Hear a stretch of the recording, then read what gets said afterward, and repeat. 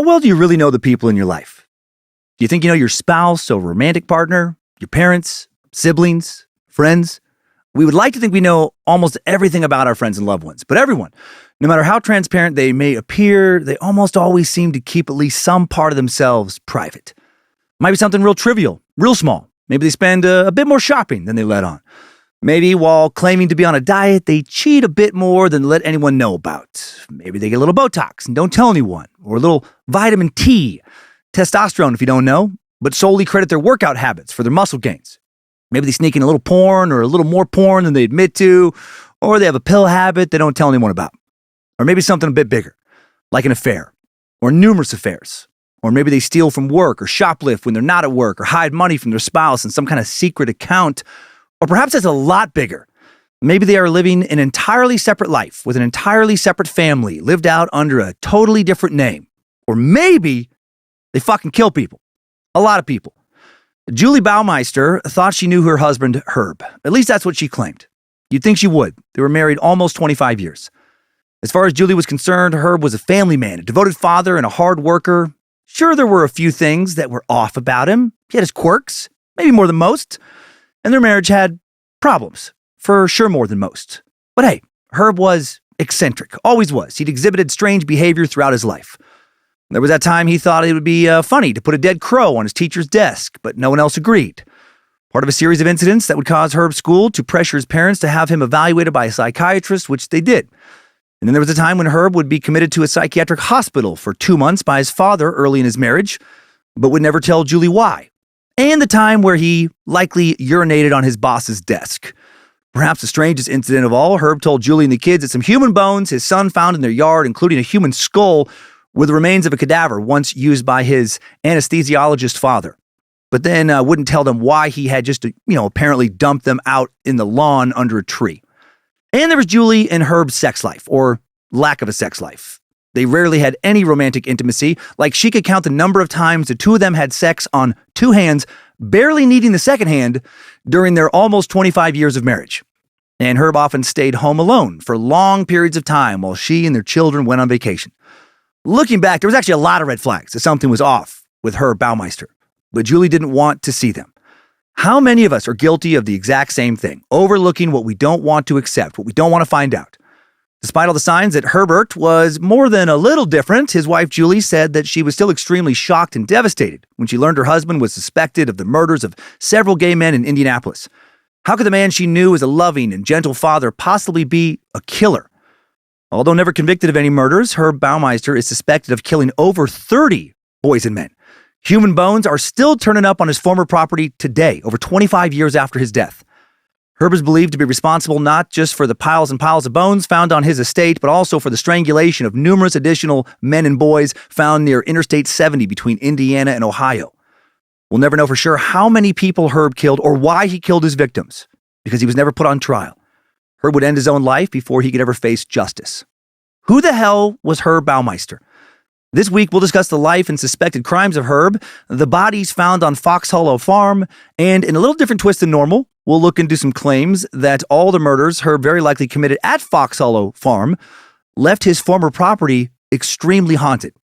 Paranormal Witness on Sci-Fi and Ghost Adventures on Discovery Plus, just a few of the shows that have sent teams of ghost hunters to investigate some supposed sightings of and encounters with some really disturbing entities.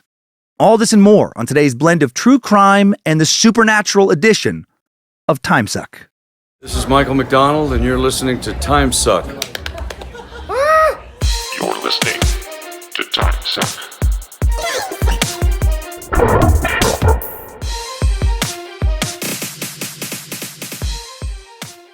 Happy Monday, Meat Sack.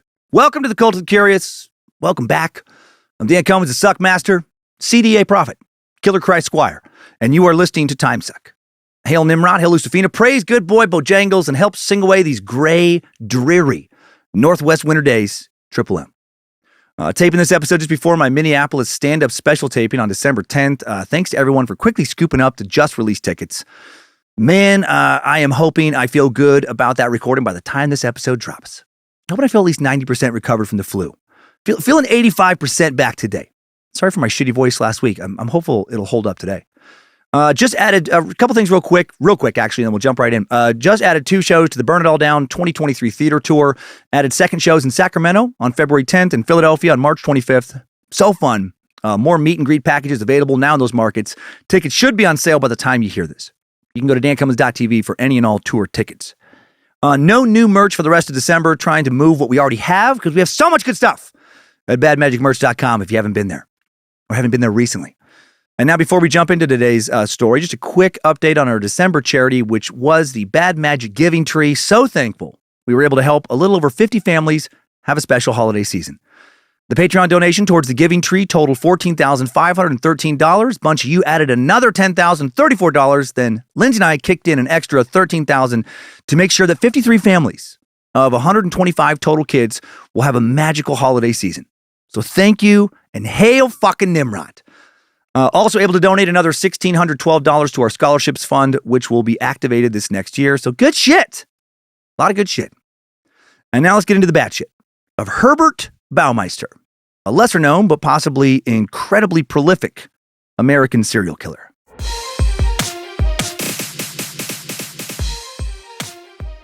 Herbert Richard Baumeister. Oh, fuck yeah. Getting today's dick out of the way right out of the gate for today's episode. Was a businessman and suspected serial killer. We're supposed to say suspected because Herb died of suicide before he was found guilty of any murders. But this motherfucker did it. He was for sure a serial killer. Get the fuck out of here.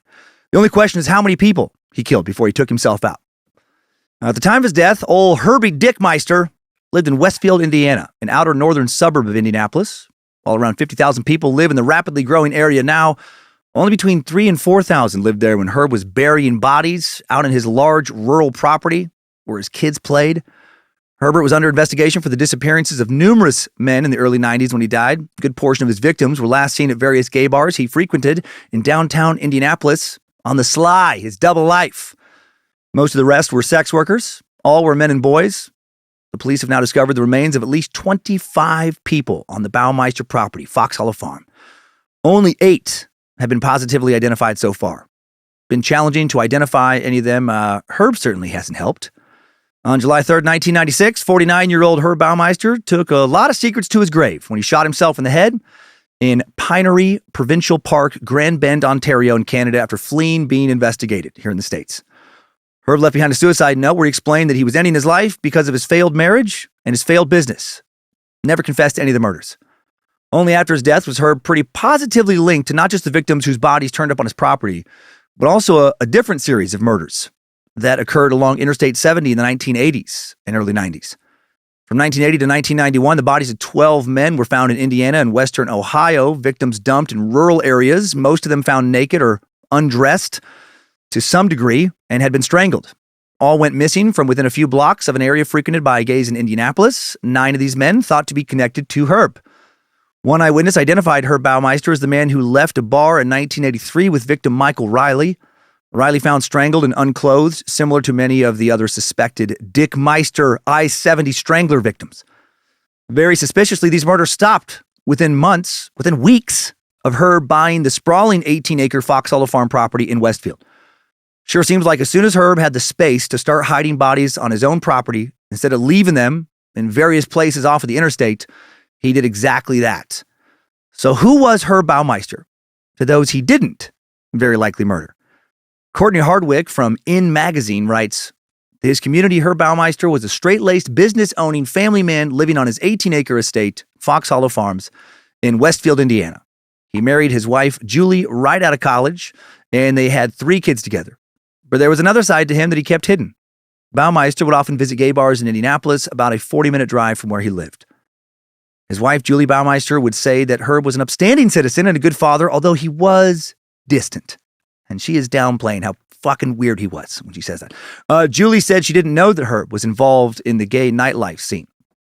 Indianapolis Monthly wrote in their September 2002 edition, Baumeister contemplates that maybe she was the first victim in her husband's sinister plan. Maybe he selected her as the perfect wife, a naive Indiana girl who still believed in the notion that you grow up, fall in love, and live happily ever after. She and the children were the model citizens Herb needed to hide behind while living his secret life and committing what was nearly the perfect crime again and again and again. Julie certainly was naive, as you will soon find out. If you want to get a feel for yourself for who Herb was, he randomly was interviewed by a local news crew from Wish TV in Indianapolis in this updated clip, or I'm sorry, not updated, undated clip, taken sometime during the last few years of Herb's life. He talks about a dead raccoon along the road near his home.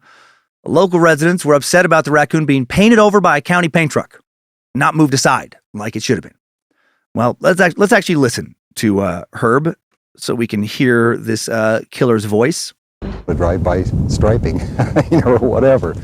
Herb Baumeister of Carmel saw it all. I said to my son, they're gonna hit that raccoon with a spray gun, and sure enough, they just striped right over its face and neck. Didn't even move it, no effort to, get it out of the way.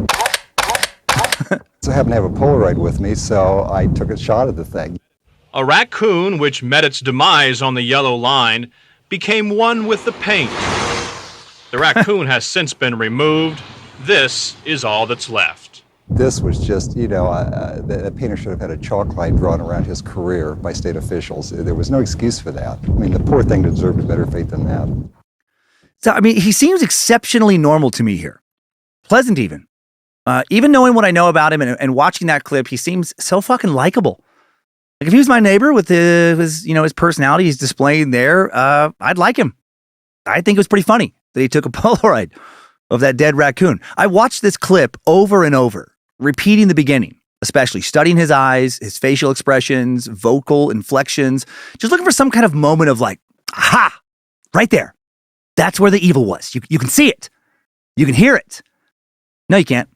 To me, nothing about him in this clip seems off or unusual. And by the time he recorded that clip, he likely had killed over 24 men. And that's so fucking scary.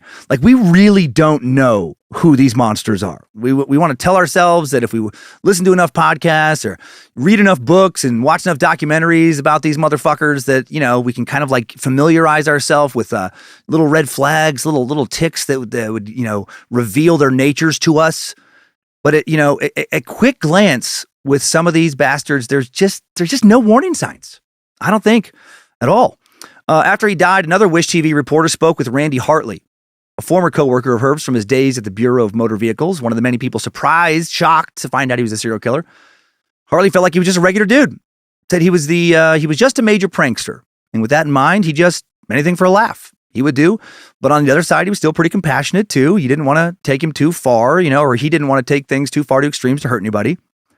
Again, just, he seemed like a fun dude to hang with.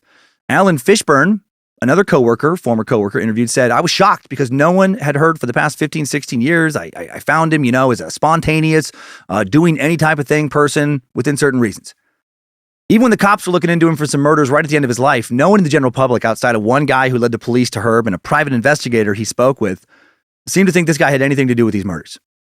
Part of what helped him avoid public scrutiny was the fact that the killings he committed got almost no press.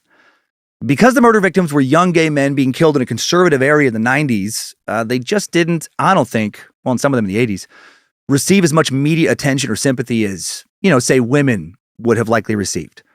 Joseph Geringer, writing for CrimeLibrary.com in a post titled, Herb Baumeister, Skeletons Beyond the Closet, speaks to this, saying, during the first several years of the 1990s, the citizens in and around Indianapolis, Indiana, might have stumbled on a very brief article in the local newspapers about how certain young men were disappearing from the streets of their town, never to be seen again. In each case, the episodes mirrored each other. Only the names changed. But the articles grew no larger, nor attracted much attention. All the prodigal sons were gay or were suspected of leaning in that sexual direction. Being gay, they were a coming and yet steadily outcast breed of citizens in a very conservative Bible Belt. Even the officials remained lethargic. Common belief was that the victims might simply have gone on to other larger, more glitzy towns like San Francisco or New York, where homosexuality was not considered wayward at all. The only victims here, thought the police, were the families these young men abandoned without a goodbye. The first person to suspect that the missing men were actually murdered was a private detective named Virgil Vandegrift. Virgil seems to have long since retired now. He had a website, allininvestigations.com. That's no longer up and working. Great PI name, by the way. You kidding me? Virgil Vandegrift. Name's Virgil Vandegrift. If someone who doesn't want to be found needs finding, if there's a secret that needs to be told, darkness you want brought out into the light, or you have a name that needs a face, well, friend, you've come to the right place. Virgil Vandergriff is all in. Virgil was the first investigator to think Baumeister was a serial killer. He told Joseph Geringer he fit all the components of a serial killer, among them the ability to keep his crimes in control and silent under an everyday nonchalance. He was a business owner whose store many townspeople frequented. My own office was only a mile and a half away from his place. I never met him. From what I understand, he wasn't the type of guy you'd at first suspect of being a sexual psychopath. The danger signals are always there in people of Baumeister's caliber. Trouble is, the public ignores them.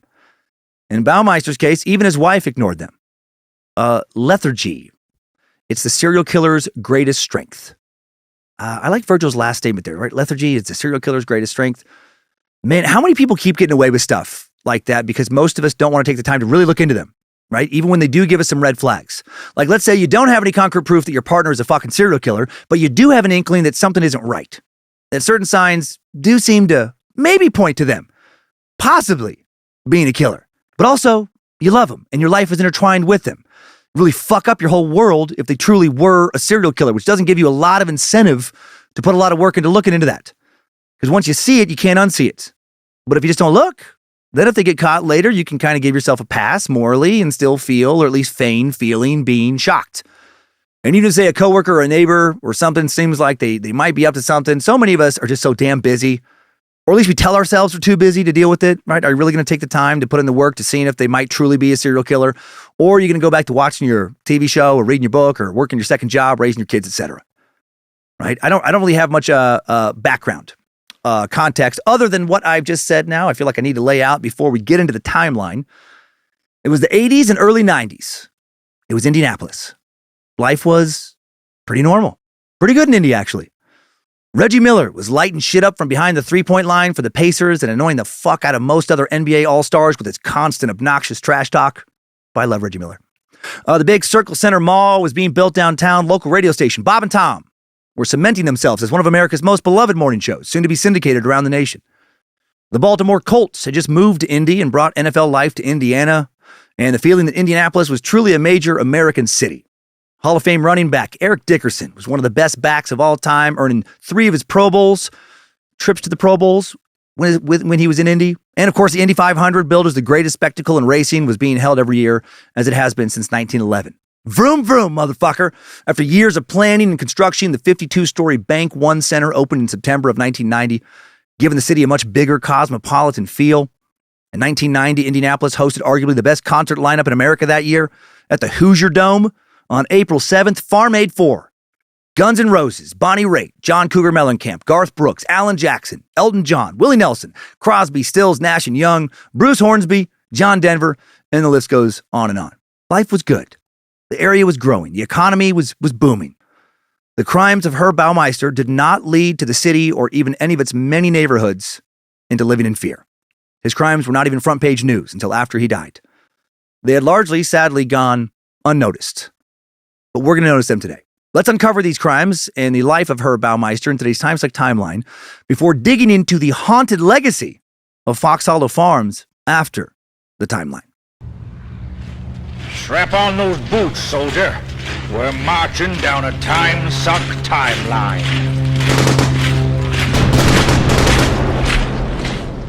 Quick note on today's info. It's garbage. You probably shouldn't listen to this podcast because you're not going to be able to rely on anything I fucking tell you. No, that's not true. No, dates from one source to the next are very inconsistent with old dirty Dick Meister's dirty deeds. We went with the dates that were the most consistent across numerous sources, or the most recent. Some of the information regarding his victims also varied quite a bit, especially since he was never tried, in court. Again, we went with the info that seemed the most reliable and consistent. For the body count totals, you'll notice that the totals I give will differ from most sources on the internet. Well, they're different because there's been a string of new local news articles and local news reports coming out of Indianapolis just this past week when still more remains were uncovered on his old property. And the very recently updated totals they presented seem like the most accurate information to me. And that's what I'll be sharing with you. So here we go. Herbert Richard Baumeister, born April 7th, 1947. All the sources seem to agree on that. According to Geringer's article, Herbert was born in the Butler-Tarkington neighborhood of Indianapolis. Indianapolis has a million different neighborhoods, all these named neighborhoods. The neighborhood's name comes from a combination of Butler from Butler University, which has its campus in the neighborhood, and from the name of the famous writer Booth Tarkington, who lived in the neighborhood for 23 years in his country estate until his death in 1946. I'd actually never heard of Booth Tarkington, but he is one of the only 4 novelists to win the Pulitzer Prize for fiction more than once, along with William Faulkner, John Updike, and Colson Whitehead. I've heard of at least 2 of those guys. He was best known for The Magnificent Ambersons and Alice Adams. Didn't read them. His remains now rest in the pretty badass-looking Tarkington Jameson Mausoleum at Crown Hill Cemetery in Indianapolis. This neighborhood began as a farming settlement in the 1840s near what is now the intersection of 38th Street and Illinois Street, called Mapleton, connected to Indy via a railway system in the 1860s. Used to be a fucking shit ton of maple trees in the area. When Herb was born there, the neighborhood was very upper middle class, some wealthy people living there as well. Very nice neighborhood. It still seems very nice. At some point in Herbert's childhood, the Baumeister family eventually moved to Washington Township, one of 9 townships of Marion County, Indiana, located entirely within the boundaries of Indianapolis, comprising a good chunk of the northern central area of the city. The popular Broad Ripple area of the city is located within it. Used to be a comedy club there called Crackers that I played so many times. Fun area. I have a lot of good memories from Broad Ripple, especially since Herb never even killed me one time there. That helped me have a good time for sure. He was dead by the time I went there. Not far from Butler University, just a little north of the Butler-Tarkington neighborhood. So the family didn't move far and always lived in a nice area when Herbert was growing up. Herb's parents were Dr. Herbert E. Baumeister and Elizabeth Baumeister.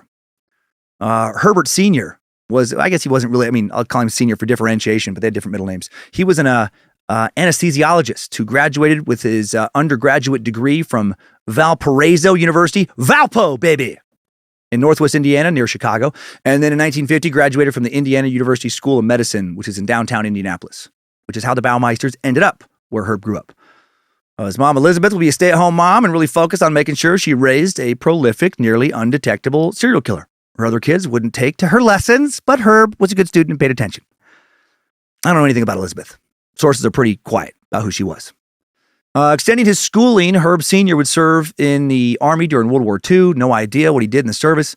After finishing medical school, Herb Sr. worked as an anesthesiologist at Winona Memorial Hospital from 1965 to 1985. That hospital was demolished in 2011 after sitting vacant since 2004. Herb Sr. also worked at Methodist Hospital just outside of downtown Indy from 1957 to 1968. Dude made real good money. Today, the average anesthesiologist in the U.S. makes between $310,000 and $520,000 a year. On average. Averaging in the $400K range. The Baumeister family grew up upper middle class, if not outright rich. Herb was the oldest of 4 kids. His sister Barbara, born in 1948, younger brother Brad, born in 1954, and another brother Richard, another dick, born in 1956. Quite a bit of dick in the suck today. It's a very dick-heavy suck, which is great because you can never have enough dick. Herb's wife, Julie, later told People magazine that Herb grew up in a beaver-cleaver kind of home in Indianapolis. Herb was a normal child, but he did begin showing signs of some antisocial behavior by his adolescence. Unfortunately, we don't have a lot of concrete examples of this antisocial behavior. I'll go over some in a bit, but mostly it's just sources describing young Herb as weird, strange, eccentric, antisocial, loner, not popular, etc. Dickmeister was always, it seems, a bit different. We also have no details from his time in grade school or junior high. His family pretty tight-lipped about his life after he shot himself in the head, following the police beginning to look into arresting him for being a serial killer. And then because he was never formally charged, never proven in court to have been a serial killer, no one close to him seemed real interested in speaking to journalists in regards to a book or an article about him, being a killer, living a secret life, which I get. 1961, Herb attended high school at North Central High in Washington Township, north of Broad Ripple. It's a pretty new school at that time. It opened in 1953. Herbert, I do wonder if he went by Herbert. I've never met a Herbert. I've met some people who call themselves Herb, but not Herbert. Participated in the biology, geology, government, international relations, and chess clubs. And he also, like most kids, said some weird shit. Maybe weirder than average since he was blatantly mentally ill, as I'll go over soon. Herb's friend recalled that he used to, quote, ponder what it would be like to taste human urine. Drinking that hot, fresh apple cider. If that's the main thing an old friend remembered about him, I wonder if he pondered about that a lot. Right? Like a defining aspect of his personality. What's going on, Herb? Oh, just pondering. What you pondering about? Pondering about what pee tastes like. Again? I just can't stop pondering on it. Is it bitter? Sweet? Sour? It's almost all I think about. What does pee taste like? Does it differ from person to person, day to day, meal to meal? Does lady piss taste different than boy piss? Does black piss taste different than white piss? So much piss. So little time. Also in high school, it seems that Herb found a dead crow on the road one day and put it on his teacher's desk when she wasn't looking. And instead of everyone laughing at such a funny joke, everyone was disturbed. More of a, dude, what the fuck kind of reaction as opposed to, ha, oh, good one, Herbert. Yeah, you really got her. Sometime around this incident, Herb's father took him in for some psychological testing. Apparently, this was not an isolated incident. And he wasn't just acting up at school, he was acting up at home. Herb Sr. had his son examined because he was, quote, irresponsible and often combative. Herb was diagnosed with schizophrenia with possibly more than one personality. And that is not a light mental illness diagnosis. It's a bummer no one in his family was really willing to talk about what the fuck Herb was up to as a kid, because I feel like there was a lot of juicy stories. I would be shocked if there were not family tales about him, torturing pets or, molesting a neighbor kid, like serious shit. There was no further documentation of his mental health struggles while growing up outside of this. Not until we get to young adulthood. Herb's friend Bill Donovan recalled that Herb didn't fit in during high school, partially because he preferred books to sports. Quote, he just didn't blend in. He wasn't a basketball-obsessed Hoosier. Donovan also said that Herb didn't date anyone. This is probably because he was a closeted homosexual. And that is for sure going to fuck up your dating life a bit in a conservative city in the early 1960s. Also, maybe he was still piss-obsessed. Maybe that added to his dating woes. Hey, Susie, want to grab a malt after school on Friday? Oh, sure, Herbert. That'd be swell. And then maybe we can go catch a movie. I'd love to, Herbert. And then maybe we could drive to that spot in Broad Ripple where, people park their cars and, yeah, Herbert? Well, I'm embarrassed to ask. Herbert, I'd love to park and make out with you if that's what you're asking. Oh, great, Susie. That's just grand. But that's not really what I was hoping for. I was hoping we could piss in each other's mouths and talk about what it tastes like. And then you could put on a strap on and peg me and pretend to be Biff from the football team. I don't know. 1965, after graduating high school, Herb studied at Indiana University for one semester in Bloomington. A little over an hour's drive from where he went to high school. Herb chose anatomy as his major at Indiana University. Some sources say he was pressured by his father to do so, to follow him into the medical field, but that young Herbert didn't want to. From 1965 to 1970, he attended school sporadically, sometimes for a full academic year, just a semester, sometimes would take an entire year off. And again, I feel like there's a lot of stories from this time in his life that no one talked about. From 1966 to 1967, while taking some time away from school, Herbert worked as a copy clerk in classified advertising at the Indianapolis Star and Indianapolis News. Adding evidence to claims that Herbert was eccentric, Herb's coworkers there, one of his coworkers there, Gary Donna, former ad rep for the Indianapolis Star, recalled a time when they were planning to go to a football scrimmage at Indiana University, and Herb offered to drive everyone in his hearse. Seems like the kind of thing that someone legitimately cool but eccentric could pull off as a joke, or something that someone genuinely creepy would do. Donna said Herb was eager to please but eccentric. He told People magazine, I remember friends saying, what's the deal with this guy? And I just said, well, Herb's just Herb. Sounds like he was creepy if they're asking what his deal was. And he had to say, well, Herb's just Herb. Gary Donna also thought that Herb was sensitive about the way his superiors viewed him. Allegedly, Herb got the job at the paper because his dad was well respected in the community and pulled some strings, and it bothered him to have others think that he was only working there because daddy got him the job. Also, Gary Donna. That's an odd name, right? I mean, male first name, female first name for a last name. You just don't come across a lot of Gary Donnas or like Larry Michels or Roger Janets very often. In 1968 at IU, Herb met his future wife, Julie Sater, through a mutual friend. They were attracted to each other because they both shared the same conservative values. Or at least Julie did, genuinely, and Herb pretended to. Julie said they met in 1968 at the Rose Bowl in Pasadena, California, where IU was playing that year. Julie said about meeting Herb, he was nice, fun to be with, and good looking. We both liked cars, and we were both young Republicans.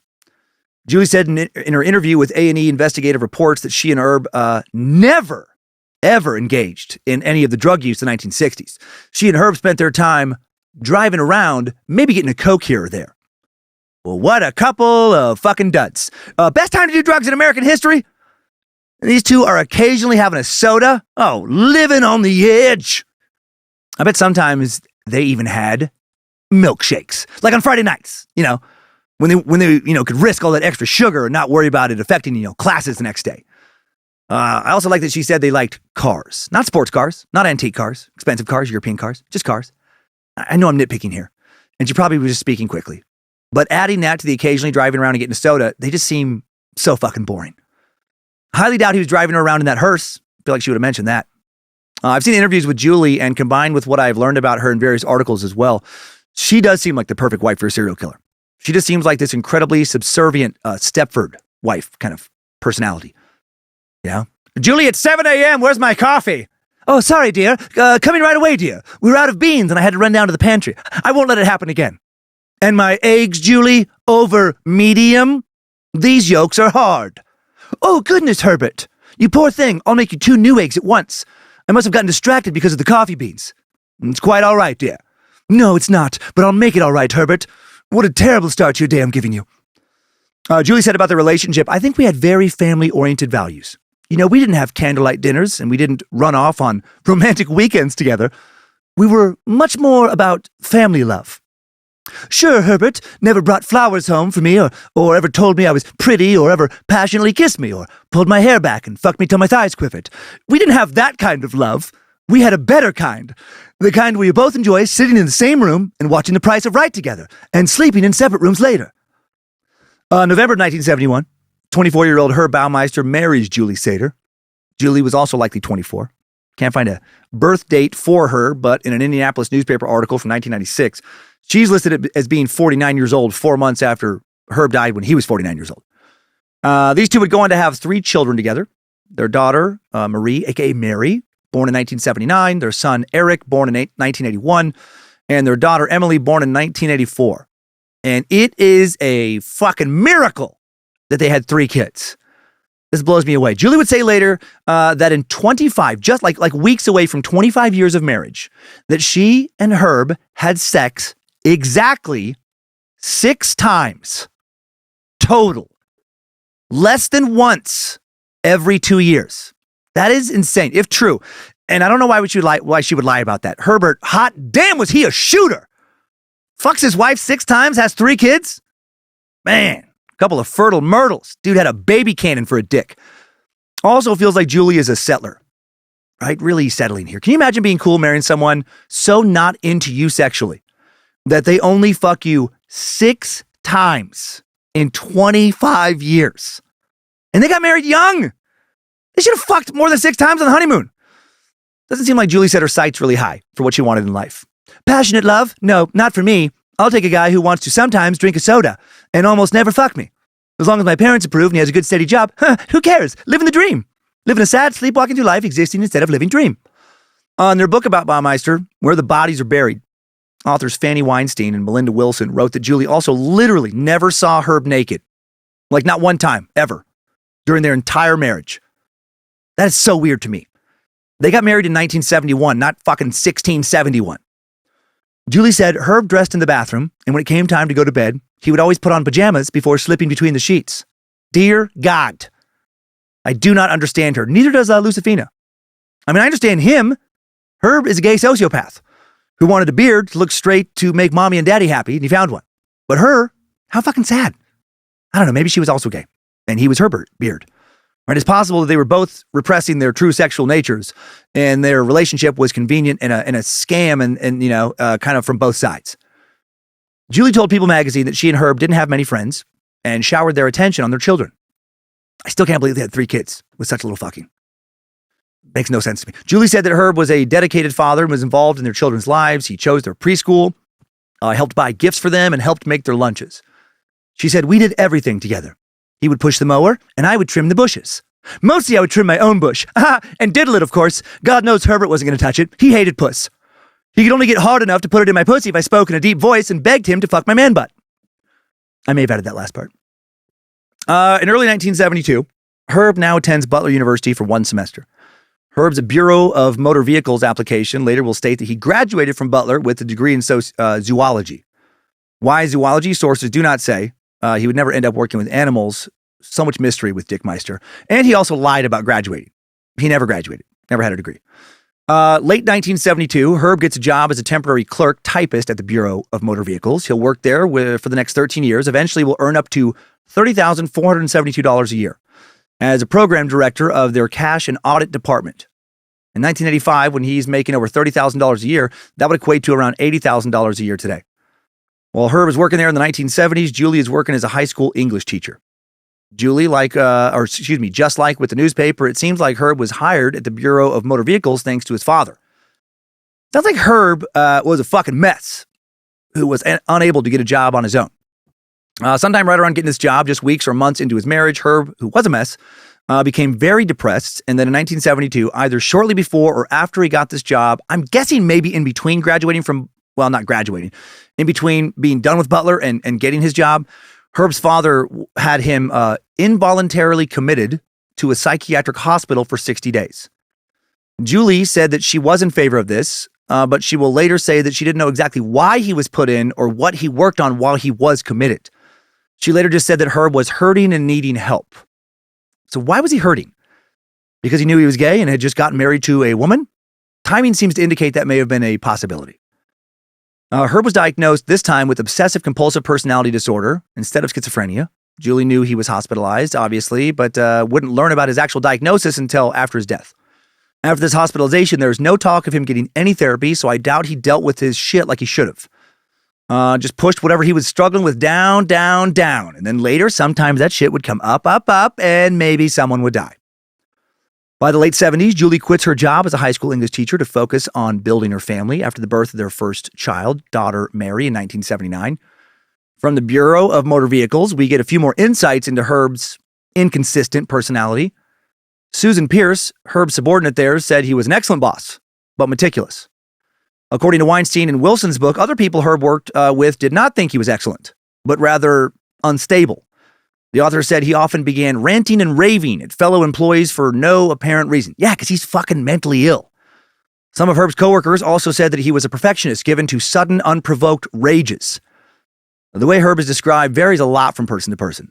Many people knew him as a business owner and devoted family man, but the police say that he was hot-headed, a boaster who was always trying to impress others. Some described him as eccentric. Others said he was quiet and kept to himself. Still others described him as gregarious, a kind, very social person who went out of his way to help others. The Indianapolis Star wrote, even when he died, Baumeister's life was one of opposites. He lived on an expensive piece of property in Westfield. Oh yeah, they said in that interview, they said Carmel is where he lived. The local news reporter there had it wrong. He was not in Carmel. He was in Westfield, which is close. But anyway, even when he died, Baumeister's life was one of opposites. He lived on an expensive piece of property in Westfield and sent his 3 children to private schools. But he also ran a thrift store business that was in financial trouble and recently filed for Chapter 11 bankruptcy protection. Hamilton County Sheriff Sergeant Ken Wisman told the Indianapolis Star one person was sporadic, hot-headed, and would go off for no apparent reason on tangents. He would try to impress people, wanted to make them think he was more important than he was, even when his business was going downhill. The other Mr. Baumeister was the family man who wanted to supply the best for his family that he possibly could.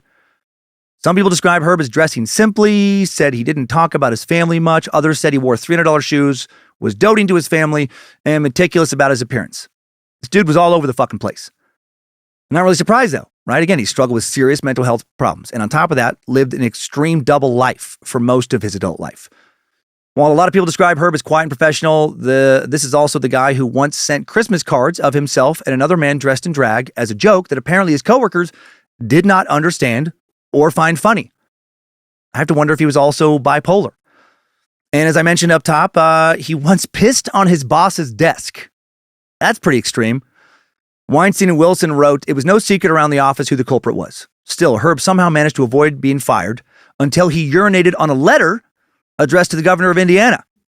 And you know what? That tracks, actually. The kid who pondered a lot about piss tasted how piss tasted, right now pisses on a boss's desk and then pisses on a letter to the governor. Herb was all over the place, except when it came to piss. He was consistently deviant where piss was concerned. Also, he got fired in 1985, the year following the birth of his third child. His wife has not worked for years at this point. He's the breadwinner. He makes a solid living, but he's not making crazy money. Unless he had outside help, no way they're saving all kinds of money. And I'm guessing pretty dependent on Herb's paychecks to pay the bills every month. And then this dude goes and gets fired for pissing on a letter to the governor after pissing on his boss's desk. That's fucking reckless and beyond embarrassing. There's no way he told his wife why he really got fired, was there? How was your day, honey? Not great, Jules. My boss, man, did he completely overreact. Oh, no, dear. I'm so sorry. What happened? Oh, well, he walked in on me pissing on a letter to the governor, and because someone pissed on his desk recently, he's very sensitive to piss and totally fired me. Oh, that's terrible, dear. Oh, well, I don't want to work at a place where they're so repressive about piss anyway. I bet no one there even ever ponders about what piss tastes like. They're so anti-urine. After Herb was fired from the bureau, he got a job at a thrift store, which will soon inspire him to start his own thrift store business. That seems like a super random turn of events, right? BMV to thrift shop clerk. I know that thrift stores don't pay much now. How did a father of three pay the family's bills on thrift store money? I feel like after going over these notes several times before recording this and reading and watching everything I could find on this dipshit, trying to understand his life, and make sense of a lot of inconsistent sources, I feel like his dad probably was supplementing his income for a long time, for most of his life. Some kind of outside assistance feels like it went on. And again, I feel like the family has so many stories they haven't shared about this guy. His wife, Julie, was a member of the Indianapolis Junior League when he starts working at the thrift store and dreams of owning a thrift store business.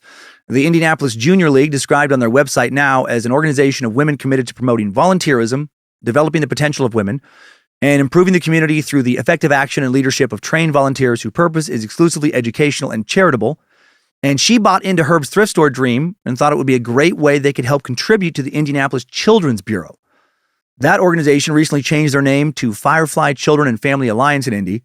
According to their website, Firefly's programs focus on child abuse prevention, family preservation and reunification, youth placement, and recovery services. So it sounds like they're wonderful people doing great shit around this time. And they were. Herb was also very, very likely a monster at this time, starting to do horrible shit as well. Actually, he may have been doing monster shit for about 5 years by this point. Let's back up a bit. In the early 80s, men started turning up dead along I-70 between Indiana and Ohio. It meant a lot of investigators now feel confident that Herb Baumeister was murdering. A task force would eventually be assembled to solve these murders, and they would dub the killer the I-70 Strangler. After Herb died, looking into his credit card transactions and travel history corroborated by Julie and others, all of his travels will match perfectly with the following murders. On June 16th, 1980, less than a year after the birth of Herb's first child, 15-year-old Michael Petrie was found naked in a rural area of Hamilton County, Indiana. Michael was a sex worker, spent a lot of time at gay bars in downtown Indianapolis. Bars that Herb, investigators would also later uncover, also spent a lot of time in. Michael's cause of death was undetermined, and while the coroner would rule out strangulation, some think the coroner got it wrong. Michael went missing on June 7th. On June 10th, he would be seen in a parked car with a man on Market Street at College Avenue. June 11th was seen at the Monument Circle in downtown Indianapolis, and then his death would barely make the news. 2 months later, August 8th, 1981, 25-year-old Gary D. Davis found dead in his home in Meridian Woods. Gary had definitely been strangled, also found naked, and he'd been tied up. Shortly before he was killed, Gary told someone he was going to the airport to pick up a friend that he'd recently had an argument with. Following summer, June 1st, 1982, 27-year-old Dennis A. Brodge was found dead in a ditch in the 9400 block of River Road in Marion County. Last seen getting into a car in front of the downtown library, which was a known pickup spot for sex workers at that time. His cause of death undetermined, was found naked. An unidentified man was found the following month, July 20th, 1982, in Darke County, Ohio. He was estimated to be between 20 and 30 years old. His cause of death unknown at the time. The article that references his death gave almost no details. 22-year-old Maurice Taylor found dead the very next day, July 21st, 1982, in Weasel Creek. Fucking Weasel Creek, what a great creek name. In Hamilton County, Indiana. Let's go fishing in Weasel Creek. Maurice was found in 6 inches of water. He was missing his shirt. Coroner suspected he was strangled but couldn't declare an official cause of death. Maurice was homeless, slept in the boiler room of an apartment building in Indy. The building manager said Maurice was a little weak in the mind. We let him stay here because the owner didn't want him to freeze. He lived here for 2 years, if you can call that living. Man, poor bastard. Maintenance tried to give him a job removing roofing shingles, but they had to constantly monitor him because he would tear the wooden nails off of the roof. Maurice visited his mom on Sundays, who lived with a woman named Jane Wall. Jane once tried to give Maurice slippers and sneakers. He only took the slippers, told her to return the sneakers and give the money to his mom. Maurice was friendly, never made trouble. He would leave for days at a time, but he always came back, until he didn't. Maurice, also a known sex worker in downtown Indianapolis. According to Josh Thomas, former publisher of Gay Beat magazine, who wrote about the I-70 murders in 1990, Maurice was not identified for 8 months because no one reported him missing. Maurice's mother was in a mental institution, hospital, when he went missing and wasn't able to report him until she was discharged. So this poor family sounds like they had a lot more shit to deal with than most of the rest of us ever will. 14-year-old Delvoyd Baker, the youngest and only black I-70 Strangler victim, was found in a ditch near a river in Hamilton County on October 3rd, 1982. He was found partially unclothed. Delvoyd did have marks on his neck, but according to Detective Jim Reinbarger, that force would not have strangled him, but some others disagree. Delvoyd was only an 8th grader. Delvoyd was very involved in his church as a young child. His adoptive mother, Pearlie Townsend, said whenever Delvoyd did something wrong, he'd start crying and ask me to pray for him. Delvoyd not only lived a short life, he lived a damn hard one. Some people, man, the hands that they are dealt to start their lives off are just so fucking tragic. He was one of 5 kids, but his mom didn't want to keep custody of him, so Pearlie Townsend took him when he was a toddler. Delvoyd worked a paper route, but he liked to spend more than he saved. What kid doesn't? His adopted mom told him not to spend money on nonsense, so this good kid started bringing home groceries. She said Delvoyd was too trusting of strangers and would get into someone's car without hesitation. She tried to warn him, saying, Delvoyd, you can't do that. People will do nasty things to you. And then, unfortunately, that's exactly what would happen. Delvoyd left home at 4 p.m. on October 1st. His parents said he was riding his bike to the city center on the night he disappeared. Called him at 10:30, said he'd be home late because he was going to the movies. His parents were worried because they knew he didn't have money with him. What his parents did not know was that Delvoyd and a friend had been going to gay bars for 3 months. The friend reported that he and Delvoyd did sex work and charged $20 to $23. That's a random, very specific total per night. Fucking again, this kid is in 8th grade. On October 2nd, 1982, Delvoyd and his 16-year-old friend went in front of the Central Library, where, again, male sex workers were known to frequent and find clients. Delvoyd was seen getting into a blue van near University Park. The driver was a white man approximately 30 years old with a bushy mustache. Herb was 35 at that time, but did look younger than he was. No word on whether or not he had a mustache, but it was 1982. And he was a 35-year-old white dude who frequented gay bars, so odds pretty good. He was rocking a sweet stash. Also in 1982, an 8-officer task force was created by the Indianapolis Police Department to investigate this series of murders, all of which occurred not far from I-70. Law enforcement began now talking about the I-70 Strangler.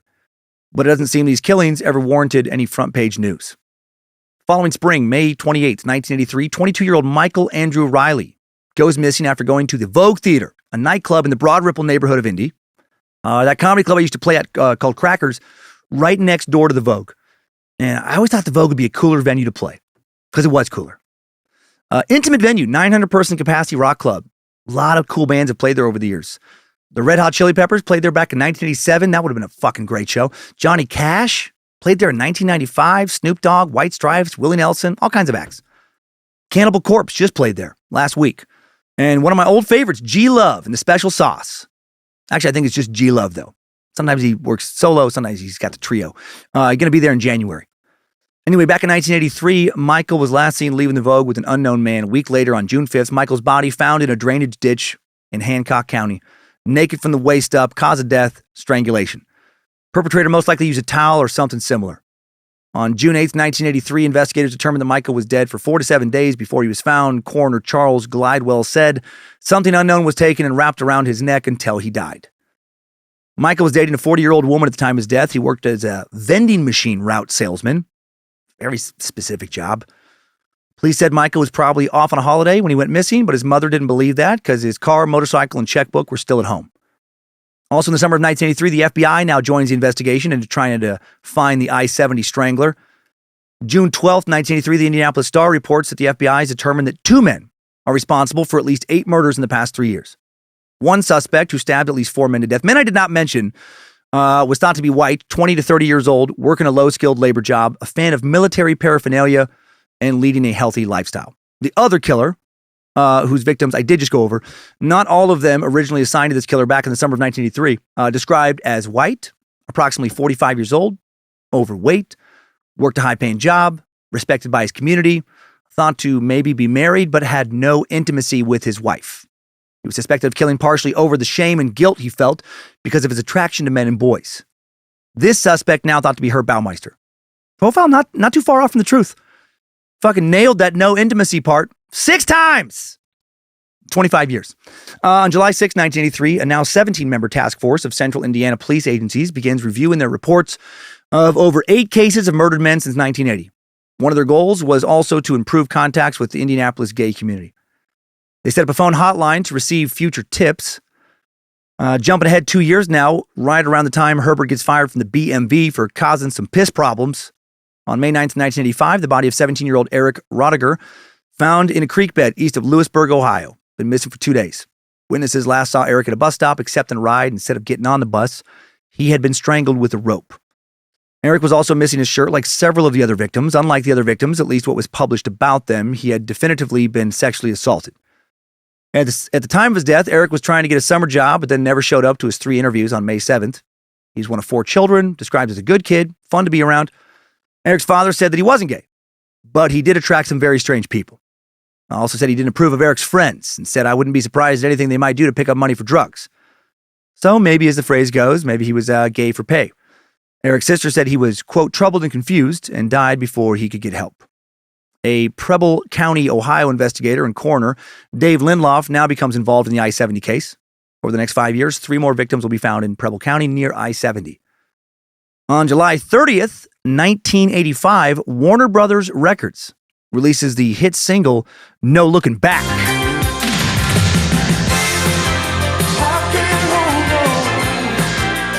I can't return, rivers will run, bridges will burn, I'm not sure just how, no looking back now, I can't hold on, I can't return, bridges will burn, I'm not sure just how. No looking back now. No looking back now. No looking back now. Yeah, that was Michael motherfucking McDonald. Rejoice for it is Triple M. Forgot about that one. Such a good track. Now, what did that have to do with Herb Baumeister? Who fucking cares? It was fun. Back to Herb now. September 3rd, 1985. Herbert gets into a little trouble with Johnny Law. He got charged with drinking his own piss in public. Misdemeanor. You can drink it at home, but you can't drink it out around town. He was almost charged with a felony because they caught him drinking it from the source, but his daddy stepped in and got the charges reduced. Herbert had figured out that if you could, figure out how to pee and pee hard while you had a boner, you could shoot it right into your mouth. He called it taking a shot of that wood cider. That never happened. That I have proof for. I'll calm down for a bit and refocus now, I promise. No, he committed a hit and run while drinking and driving. Drinking alcohol, not piss, as far as I know. He'll not get into any serious trouble, though. So I wonder if Daddy stepped in again. 6 months later, March 27th, 1986, a warrant is filed for Herb Baumeister's arrest, now on charges of auto theft and conspiracy to commit theft. Wish I knew more about this. Dick Meister, after a one-day trial, will be found not guilty of these crimes. Later in 1986, on August 17th, 29-year-old Michael Allen Glenn is found in his underwear in a creek bed near Eaton, Ohio. Eaton's a few miles south of I-70. 3 boys out jogging found his body. Michael had been strangled with rope. Michael Glenn grew up in Kansas City and Indianapolis. He was his parents' only child, served 2 years in the National Guard, worked as a laborer, and lived in a trailer park in Indianapolis. Since he didn't live with his parents, no one knows the exact day he went missing. His mom last heard from him in early May of 1986 when he sent her a Mother's Day card, and his body wouldn't be identified until the fall of 1989. November 12th, 1986, Herb's father, Dr. Herbert E. Baumeister, dies at the age of 66 in the hospital. His obituary does not list an official cause of death. It does say he was a member of Pilgrim Lutheran Church, the American Medical Association, the Indiana Medical Association, the Marion County Medical Association, fucking every medical association he could fill out an application for, and the International Research Society of Anesthesiologists. Also once the president of the Indianapolis Society of Anesthesiologists. This guy liked joining clubs. There was also a request for donations to be made to the IU Foundation for Heart Research in his obituary, so I'm guessing he died of a heart attack. What's Herbert going to do now with Daddy not around to help him get more jobs? And totally speculating, but I feel like Herbie was Daddy's problem child. What's he going to do when Daddy's not around to help get him out of trouble? On October 15th, 1987, 21-year-old James Robbins goes missing after leaving his mom's Indianapolis home around 10 p.m. He walked to the south side of the city, On October 17th, James was found naked with strangulation marks in a drainage ditch in Shelby County, Indiana, near Gwynville. A group of people preparing to play, quote, war games found his body. Holy shit. Can you imagine going to play some war games in the woods and coming across a fucking dead body? Hey, time out, guys, time out. Who wasn't paying attention when we clearly went over the rules? I clearly said there would be no actual killing. War games, guys, games. And what the fuck is going on with the raping? When some of you agreed to role play as Japanese soldiers fighting World War II, I did not think you would get that into character. JK, come on. A little callback to a few weeks ago. This case was linked to numerous other I-70 Strangler killings. In 1988 now, Herb and Julie found open their first Save-A-Lot thrift store in Indianapolis. That year, Herb and Julie started Thrift Management Incorporated, a for-profit organization which operated their Save-A-Lot thrift stores. How did they get the money for this with Herb working at the thrift store and Julie not working? Well, Herb and Julie borrowed $4,000 from Herb's mom, Elizabeth, to start the business. That makes a bit of sense, but $4,000 to open a fucking, that's all it took? $4,000 must have went a lot farther in 1988 than it does now. And it did. 1988, the median home price in the U.S. was about $110,000. Now it's about $428,000, which is insane. I guess maybe $4,000 could be enough to get you started on a lease for a thrift store business. Still seems like a tiny amount to start a business, though. Julie and Herb would eventually own 3 stores. Save-A-Lot would sell secondhand clothing and for a time would donate $50,000 annually to the Children's Bureau of Indianapolis. So they did some good. Save-A-Lot had a contract with the Children's Bureau of Indianapolis. They had a lot of incentive to raise money for them because the inventory at Save-A-Lot belonged to the Children's Bureau. And then they would receive a percentage of the proceeds when it was sold. So people would give clothing to the Children's Bureau and then Herb and his wife, Julie, would sell it in their Save-A-Lot store. It was a very popular store. Herb and Julie earned $50,000 in their first year of business, which was almost double the median household income in the U.S. back at that time. Obviously, that's changed a lot now. One former employee said that Herb and Julie considered it an upscale thrift store. Save-A-Lot even won an Indianapolis Monthly Magazine Award in 1992 for best place to buy used jeans. Herb is described as being a very non-traditional boss here. He often asked employees to drink beer with him at Save-A-Lot during business hours. Also, almost exclusively, according to some old local news footage I watched, hired teenage boys or young men in their 20s. And for some reason, often called his place Waco, as in the cult compound, which is a little weird. Also, according to an indie newspaper article, Herb's behavior changed at his new business when he worked at the Bureau, right? When he's working for the government. He talked about his wife and kids a lot, even brought the kids to work. But at Save-A-Lot, he suddenly stops talking about his personal life. And employees notice that he starts leaving for hours at a time during the day to do God knows what. Seems like he maybe really begins to kind of double down on his double life now. Something that Julie did not seem psychologically equipped to question or put a stop to.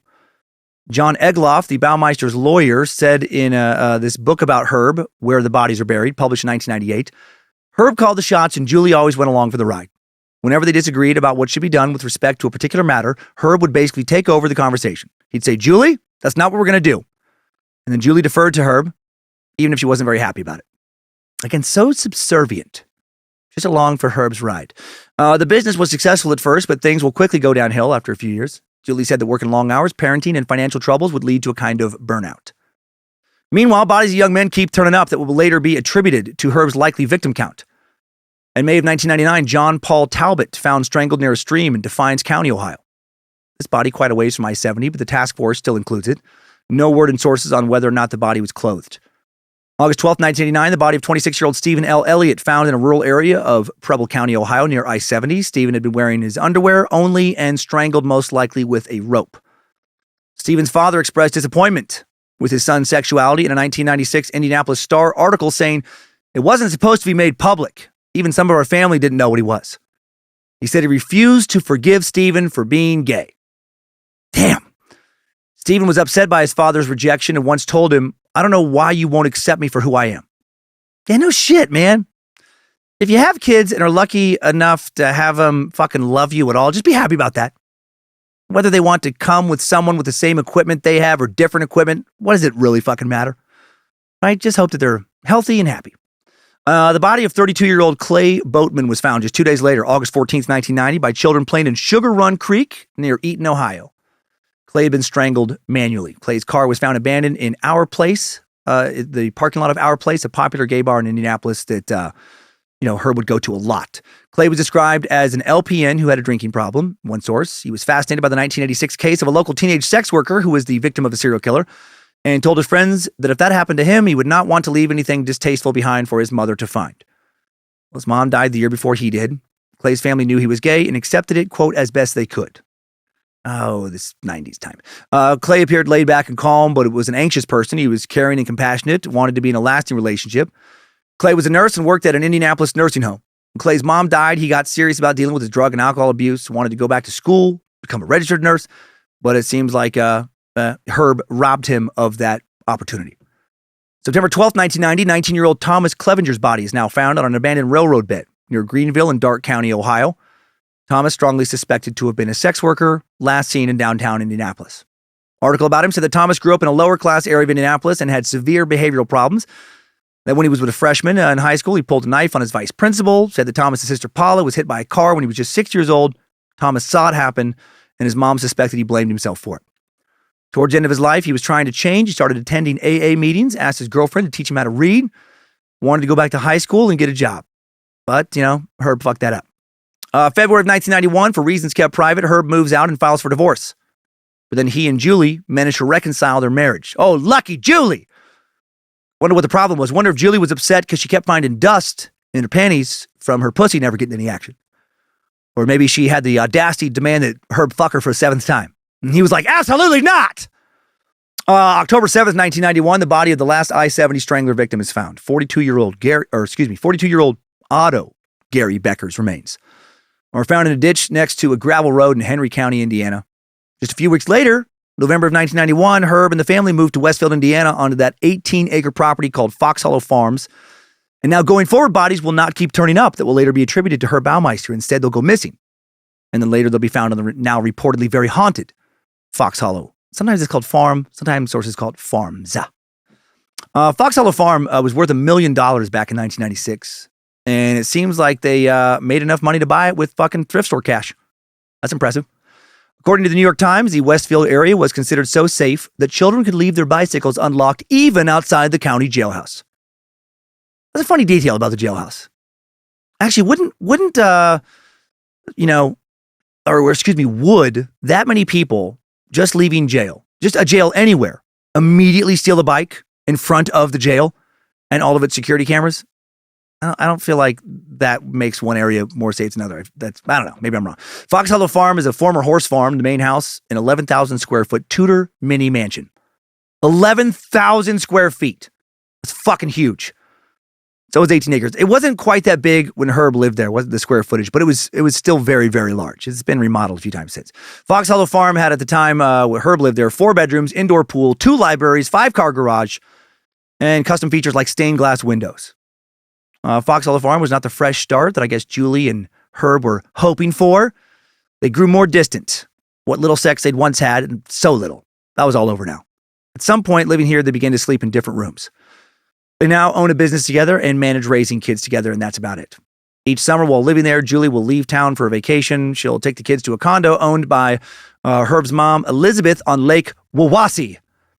Or Wawasee. I have a pronunciation guide for that later. So don't hold me to that pronunciation, but I'll get it right here in a bit when it comes up again. I do remember that. She might have, be gone, for more than a month, sometimes like 2 months plus at a time, and Herb would stay home. While she's away, he'll work, save a lot during the day, and then at night he'll go to different gay bars around Indianapolis under an alias of Dick Herb. I wish. Sounds like some kind of seasoning that tastes like dick. Hey man, put a little of this on your chicken. Try it out. Dick Herb? What does it taste like? Well, it tastes like a crusty old dick, you silly goose. No, his alias was Brian Smart. 1992, thrift store royalty, Herb and Julie opened their second Save-A-Lot store. One former employee notices that by the summer of 1993, Herb starts disappearing for longer periods of time on a regular basis. It's also often difficult to reach him by mobile phone. He'll say his battery is low. When he's not selling vintage concert tees and bell-bottoms, he's busy picking up poor guys downtown, taking them back to Fox Hollow Farm, and doing God knows what to them. On August 9th, 1992, Herb's brother Richard is found dead, floating in a hot tub in an apartment complex in Texas. His cause of death is ruled as accidental drowning. Years later, investigators will wonder if Herb killed him. Credit card receipts and other travel records do put him in the area when his brother died. Did he tell Richard something he shouldn't have? Right? Did Richard find out something and try to hold it over his brother? Or was it just an accident? Seems suspicious. On May 28th, 1993, 20-year-old Johnny L. Bayer is reported missing. His body will turn up on Fox Hollow Farm. 2 months later, July 1993, two men are reported missing. 31-year-old Jeffrey Jones and 20-year-old Richard Hamilton. Another dick! Just fucking can't throw a rock in this suck without hitting a dick. Jeffrey Allen Jones went missing on July 6, 1993. He was last seen walking out of a Salvation Army rehab center. Richard D. Hamilton, I would love it if his middle name is Dick. Richard Dick Hamilton went missing on July 31st, 1993. Richard Hamilton was last seen leaving his apartment 2 a.m. to go get some cigarettes. Both of their remains will turn up in Westfield. On August 6, 1993, 27-year-old Alan Lee Livingston, last seen getting into a white vehicle in downtown Indy, never seen again. While suspected of being one of Herb's victims, his remains yet to be found. Also on August 6, 1993, 31-year-old Manuel M. Resendez went missing in Indiana. Manuel Resendez went to a nightclub. When it was time to leave, his friends couldn't find him. Some of his bones will later be found on Fox Hollow Farm. And 1994, according to one source that does not list the exact date, Herb is arrested for drinking and driving in Rochester, Indiana, sentenced to 3 days and 1 year's worth of probation. Wonder if he had someone in the passenger seat who would have died had he not been pulled over that time. On April 1st, 1994, 26-year-old Stephen Hale reported missing. By the way, this is not a complete list. So many people went missing. These are the most kind of, these are the example, the people who are most definitively, tied to Herb. Stephen's remains also later found on Herb's farm. June 6, 1994, 28-year-old Alan Wayne Broussard, last seen leaving an Indianapolis gay bar, yet another man whose remains will turn up on the old horse farm in Westfield. Later in June of 1994, Alan Broussard's mother approaches private investigator Virgil Vandergriff for help. Glad Virgil's back. Once Virgil takes his case, he is, of course, all fucking in. Vandergriff initially assumed that, like many cases, Alan was a runaway. Let's get to know a bit more about our old buddy Virgil. He was once a sheriff, the sheriff of Marion County, started a PI firm in Indianapolis in 1982, working part-time until his retirement in 1989. Then he went full-time into PI work. A lot of people would come to Vandergriff with missing persons cases because of how they were handled by the city. For a person to be considered missing in Indianapolis, they had to be missing for 24 hours. And then the case would go to a detective. If the detective could not find them in 30 days, then their case would go to the Missing Persons Bureau, where it would take God knows how long for any actual investigating to be done there. People came to Vandergriff because, they didn't want to deal with all that half-in bullshit. Alan was described as a heavy drinker. He was gay, last seen leaving Brothers, another downtown indie gay bar. Vandergriff quickly put posters up throughout the city, especially downtown. And in doing so, Vandergriff soon learned that Alan far from the only missing gay man in the city. On July 22nd, 1994, another local gay man, 34-year-old Roger Allen Goodlett, goes missing from downtown Indy. Another man whose remains would end up on the farm. Roger's mother, Catherine Araujo, said that they had spent the day together. Roger helped her build a bench. They talked and played with Roger's new cat. That evening, Roger got dressed, left to go get the bus. This was the last time she saw him. Roger's friend, Rick Rigney, weird name, said that a friend saw Roger get into a car. He was hitchhiking downtown. Catherine reported him missing on the 23rd, but the department had to wait. Speaking of weird names real quick, just today when I was getting lunch, the waitress looked at my credit card and was like, Daniel B. Cummins? She's like, is that actually your name? And I was like, yep. And she's like, well, that's a funny name. So I get it too. Catherine Araujo reported Roger missing on July 28th, 1994. According to Roger's mother, the poor dude had brain damage and was more like a 15-year-old rather than a man in his 30s. Roger's family believed he had autism. His mother said Roger was a special soul. He loved the movie Poseidon Adventure. He had it completely memorized, obsessively watching it over and over. He knew all the parts and could recite any of the characters. Not medically diagnosed, but the family feels he was autistic, high functioning. This would explain a lot about his quirky but lovable personality. Roger could recite joke after joke, and he and I had contests to see who could tell the most, and I miss his happy face.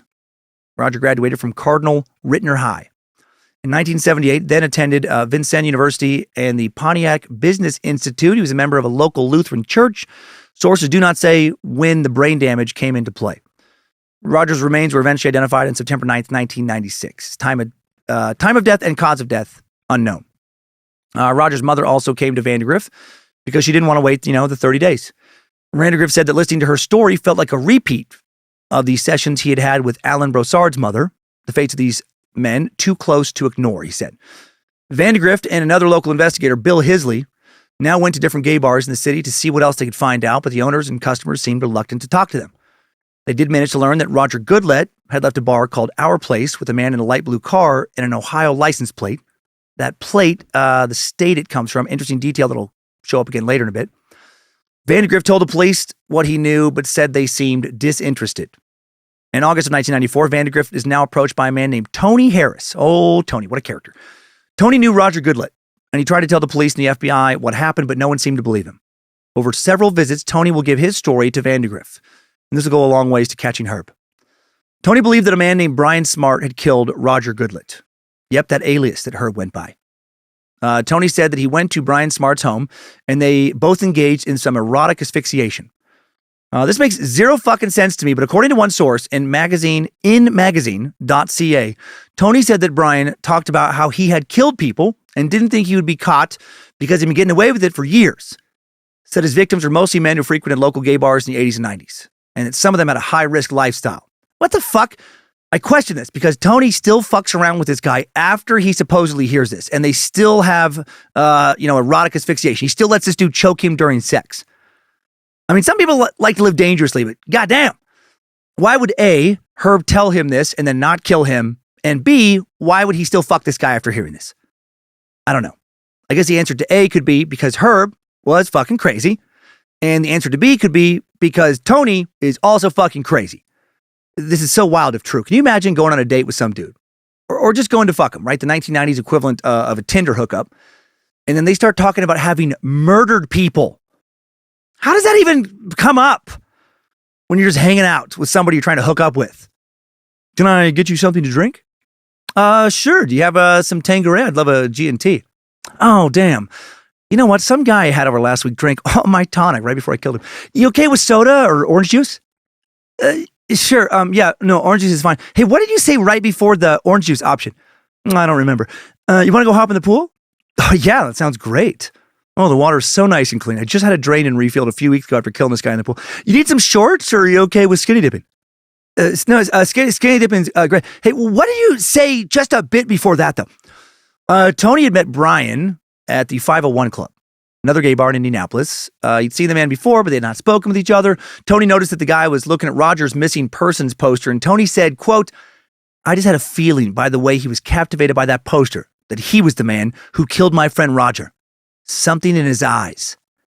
Okay, then why the fuck would you go to his place to hook up later then? Tony's crazy. Tony said he introduced himself to the man after having this feeling, who said he was Brian Smart, a landscape artist from Ohio who lived in a house outside of town he was prepping for the new owners. He invited Tony over to his house to ponder over what human piss tasted like, or for a cocktail and a swim. Brian's car had an Ohio license plate. This is so strange to me also. Why was Herb driving a car with an Ohio license plate? Did he have an entirely different identity his wife and kids didn't know about, including an Ohio address? Later records will show he did travel to Ohio a lot, but nothing's ever said about him actually having an address there. Again, I feel like Herb had so many secrets.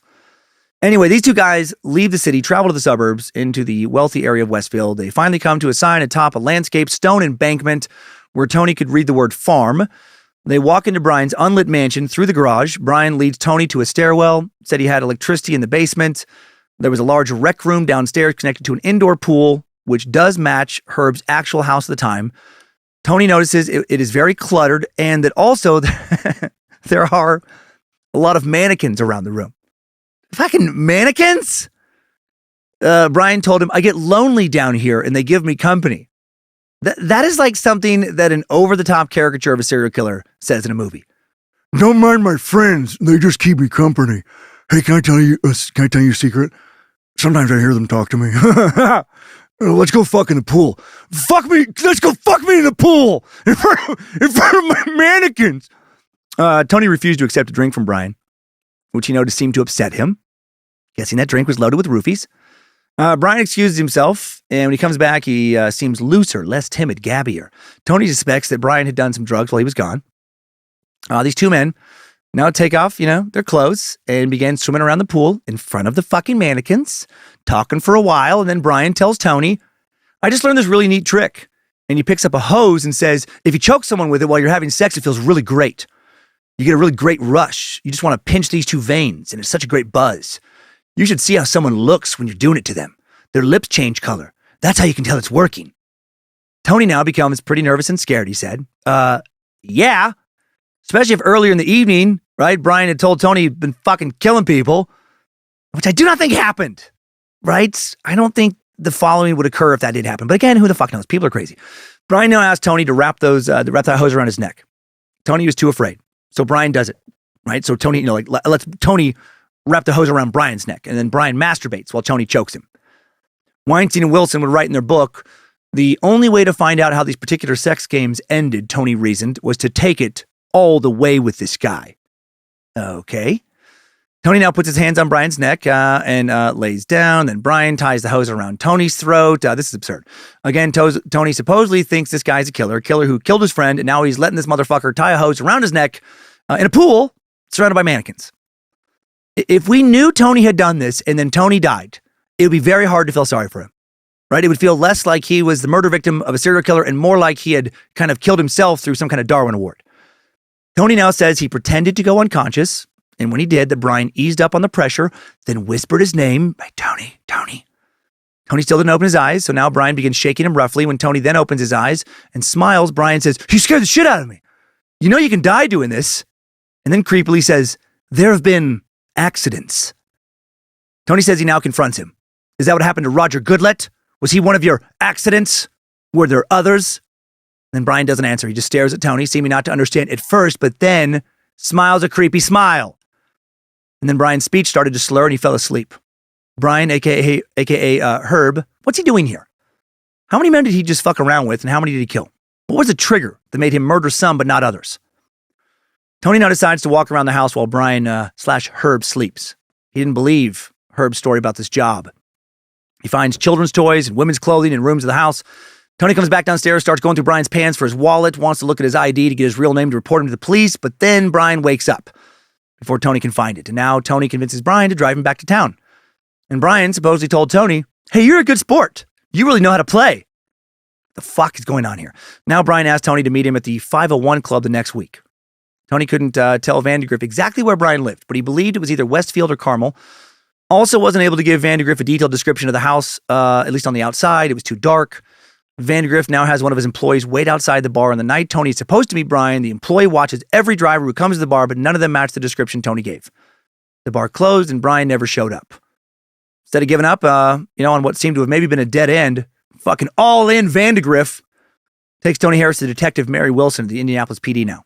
Wilson had previously worked in the sex crimes division, now worked in missing persons. Vandergriff felt like Wilson would take Tony seriously. Wilson was a lead investigator on the Jeff Jones missing persons case. She was also looking at 20-year-old Richard Hamilton, 21-year-old Johnny Bayer, 28-year-old Alan Livingstone, and other missing gay men from the early 90s. All the men I named are suspected Baumeister victims. I didn't mention Alan earlier because his remains have still not been found from what I can tell. Tony told Mary what happened with Brian Smart, and they drove around the suburbs north of Indianapolis looking for Brian's house, but couldn't find it. Mary, still believing crazy-ass Tony, now sends plainclothes officers to the 501 Club, the Varsity, Our Place, and other gay bars in downtown Indy. She asked Tony to get Brian's plate number if he ever saw him again at one of these bars. Meanwhile, Vandergriff continues looking into other disappearances. He told author Joseph Geringer, my clients had paid me what they could afford to investigate the disappearances of their sons. And even though the Indianapolis police had taken up the case now, I felt like I just couldn't drop it in their laps and walk away. The money I was paid had long been used up on equipment and man's salary, but that didn't matter. When I feel like I'm onto something, well, that's my nature. Hey, I knew we were talking murder here, the existence of what I smelled as a serial killer. Oh, fucking in. Bill Hisley, former state trooper, was sent to search the suburbs for Vandergriff. Bill ended up at the driveway of Fox Hollow Farms, and the estate matches Tony's description. Nobody's home, so Bill sneaks around a bit, peeks into the window, sees that indoor pool. Later finds out that the property belonged to the Baumeister family. Vandergriff now has aerial photos taken of the property, but when Tony looks at the pictures, he doesn't think it's the right house, saying that the driveway's too short. Fucking damn it, crazy Tony! Bill must not have seen those mannequins. Maybe Herbert only brought them out for special occasions. In late 1994, Herb's middle child, 13-year-old Eric, finds human bones, including a fucking skull, in the backyard of his house, right? Fox Hollow Farm. Leads his mom, Julie, to a cluster of bones under some fallen leaves. Then Julie asks Herb what the hell is going on. She thought they should call the police, but he talks her out of it. He reassures his family the bones are just bones from a med school cadaver, once owned by my daddy, but does not explain how they got in his backyard. Jesus Christ. Herb, what are these bones doing here? Oh, those bones? Those are bones from my dad's cadavers from med school that he gave them to me, and I forgot to mention it. Why are they just piled up under a tree in our yard? Well, let me answer your question with another question. Have you ever wondered what human urine tastes like? Ever pondered that? I bet it's sour, but I still don't know. Come on, it's cold out. Let's go inside and discuss. I also want to show you some more mannequins I just bought. Several days later, Julie notices now that the bones are gone and assumes that an animal has carried them off. She would tell People magazine in December of 1996, it wasn't like I was sitting at home with nothing else to think about. But you were thinking, at least a little bit, about the human fucking skull your husband told you belonged to one of his dad's cadavers that he just, tossed out in the yard. And then, after showing Herb the bones, they just magically disappeared. And he didn't want you to talk to the police. And you think animals did that. And you didn't pursue the matter further because you didn't have enough time to think more about it. Isn't that what you're saying here? It's pretty hard not to just think sometimes that Julie is a fucking idiot. By the end of 1994, Save-A-Lot was not doing well financially. Hard to run a business when you're drinking with the employees at work and killing people all the time. When you should be, selling secondhand jeans or something. Herb and Julie's marriage is at an all-time low, which is saying a lot. They're fighting, stressed out from financial trouble. Julie threatens to divorce Herb, but doesn't go through with it. Herb now becomes noticeably angrier. He becomes a lot more demanding of his employees, fires those who don't do exactly what he wants. He's still disappearing for hours at a time, but now is coming back more often smelling like alcohol. Save-A-Lot was once known for being very clean and tidy. Now the stores are getting dirtier and dirtier. One employee said, everywhere you look, there were mountains of garbage bags. It was like working in a garbage heap. March 31st, 1995, 46-year-old Michael Frederick Kern goes missing. Mike is reported missing when he doesn't show up for work at a factory. He is Herb's last known victim. His bones also being found later on the farm. Suspected victim, but, come on. Herb fucking killed him. June of 1995, in the midst of all this chaos, the Baumeisters opened a third Save-A-Lot store in Castleton. Also, though, closed their first store on Arlington Avenue. So still down to two. August 8th, 1995, 34-year-old local gay man Jerry Williams Comer, last seen in downtown Indianapolis, never seen again. Jerry's partner, Roy Comer, hadn't heard from him since August 8th. Jerry's car was found at the Castleton Square Mall after his disappearance. Not a known victim. His remains have yet to be found, but many think Herb also killed him, which is why I'm talking about him now. August 29th, 1995, Tony Harris finally sees Brian Smart again at the Varsity Lounge. Fuck yeah! Finds him sitting at the bar between two mannequins talking about some piss. Or sitting by himself, having a drink. He spoke with Brian and got his license plate number when he left. Brian was driving a pickup truck that day. His plate number, 75237A. Authorities will quickly determine that is registered to Herbert Richard Baumeister of Fox Hollow Farms, Westfield, Indiana. Finally, the walls are closing in on this prick. After, having a whole bunch of meetings over how they're going to, pursue him or something, over 2 months later, on November 1st, 1995, Detective Mary Wilson and Lieutenant Thomas Green speak to Herb at his Save-A-Lot store at one of them and inform him that he is a suspect in the disappearances of numerous young gay men in Indianapolis. Herb denies ever going to these gay bars, and the detectives tell him, his car has been definitively identified as being there. And then Herb becomes visibly upset, says no one in his family knows he goes to these bars. And he now refuses to allow the police to search his property and tells them that he will not speak with them going forward. They can communicate to his lawyer. Detective Wilson now decides to talk to his wife, Julie. She refuses to allow them to search the property. Herb had told her that the police were coming by and to not allow them to search the property. And she did what Herb says because, that's who Julie was. Julie told People magazine, the police came to me and said, we are investigating your husband in relation to homosexual homicide. I remember saying to them, can you tell me what homosexual homicide is? I picture Julie actually asking questions as dumb as, what's a homosexual? Julie did then confront Herb about what the police told her, but he dismissed everything, and classic Julie, she didn't bring it up again. All right. Herb just told her he was being victimized by a disgruntled thrift store employee and to keep the police off the state, and that is that. Julie said that she was so preoccupied with her 18-hour days at their 2 Save-A-Lot thrift stores and taking care of the family that she didn't discuss the homicide issue with her husband again. Oh yeah, that's it. Too busy with work to find time to talk to your spouse about why the police think they're a fucking serial killer. That makes sense. That adds up. Julie said she had no clue, zero zip, that Herb went to gay bars and had sex with other men. Well, who do you think he was fucking, Julie? He's clearly not knocking your pussy out. Oh, come on. Might want to wonder what else he's up to that he's not telling you about. The police soon approached Julie a second time, and again, she is not cooperative. But as the months pass, Julie later said that she started to think about the skull that her son found and started to wonder if maybe the police were right. I love that adding the skull into the equation for her took months. Hey, wait a minute. Some kind of puzzle is starting to come together. First, my husband only fucks me 6 times in 25 years.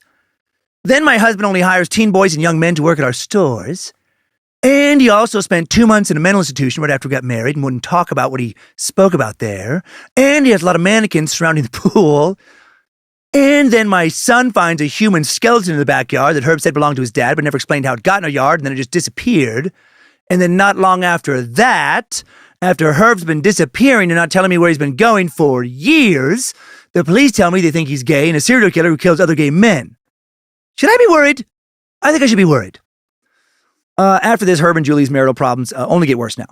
I would hope so. But then Julie calls Detective Mary Wilson and blames her for their problems. She shouted at Wilson, "The police are not coming to my house, tearing through things, upsetting my children, all in the word of a psycho named Tony Harris, whom my husband never even heard of." Click. Mary Wilson wanted a search warrant, but couldn't get a search warrant because she didn't work for Hamilton County, and Hamilton County refused to cooperate with her for reasons not made clear. The following month, mid-December 1995, Herb and Julie separate. Just a few weeks later, on January 4th, 1996, Julie Baumeister files for divorce. Over the serial killing, right? No. In January of 1996, Julie's divorce filing stated, wife believes that husband suffers from serious emotional instability. Yeah, he's fucking mentally ill. And as a result of neglect, the business is in serious financial jeopardy. Both of them had accused each other of controlling the family's bank accounts and mismanaging the business. In May of 1996 now, the Children's Bureau Board terminates their contract with Save-A-Lot, which completely fucking destroys Herb's thrift store business model. Since again, Herb gets all of his thrift clothes from donations to the Children's Bureau. So he has no incoming, inventory now. Herb now, according to sources, goes, quote, off the deep end. By late June 1996, Herb Baumeister is deeply troubled, has to close another one of the Save-A-Lot stores.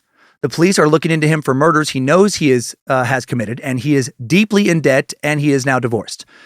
He now takes his son with him to Lake Wawasee, that's how you say it, Indiana's biggest natural lake, totally contained in Indiana. Beautiful lake, actually, where Al Capone used to vacation. And when the boys were out of town getting in some dude time, Julie tells her attorney that she has checked their personal bank accounts and has found out that all of her fucking money is gone. What a terrible life moment. She's 49 years old. And why does she still have bank accounts tied to Herb after the divorce, by the way? But anyway, she's about to turn 50 years old, and her husband, ex-husband, has drained all the money from their accounts. That is maybe my biggest fear with marriage. Not with my wife, Lindsay, specifically, but like just in general, that your partner like could take all of your money. And I know some people separate their finances for this exact reason. I would rather be cheated on than have someone destroy my financial future like that. I mean, for me, that feels like a much deeper betrayal. Like you can choose on some level how upset to get or not to get about being cheated on. You cannot choose to keep living your life as you previously were living it if you suddenly don't have any fucking money or substantially less money. Right? I don't think there's too many good reasons to murder your spouse, but them taking all of your money, I'd understand someone killing their spouse in that situation. And I would not feel sorry for the person being killed unless they took the money for, a damn good reason.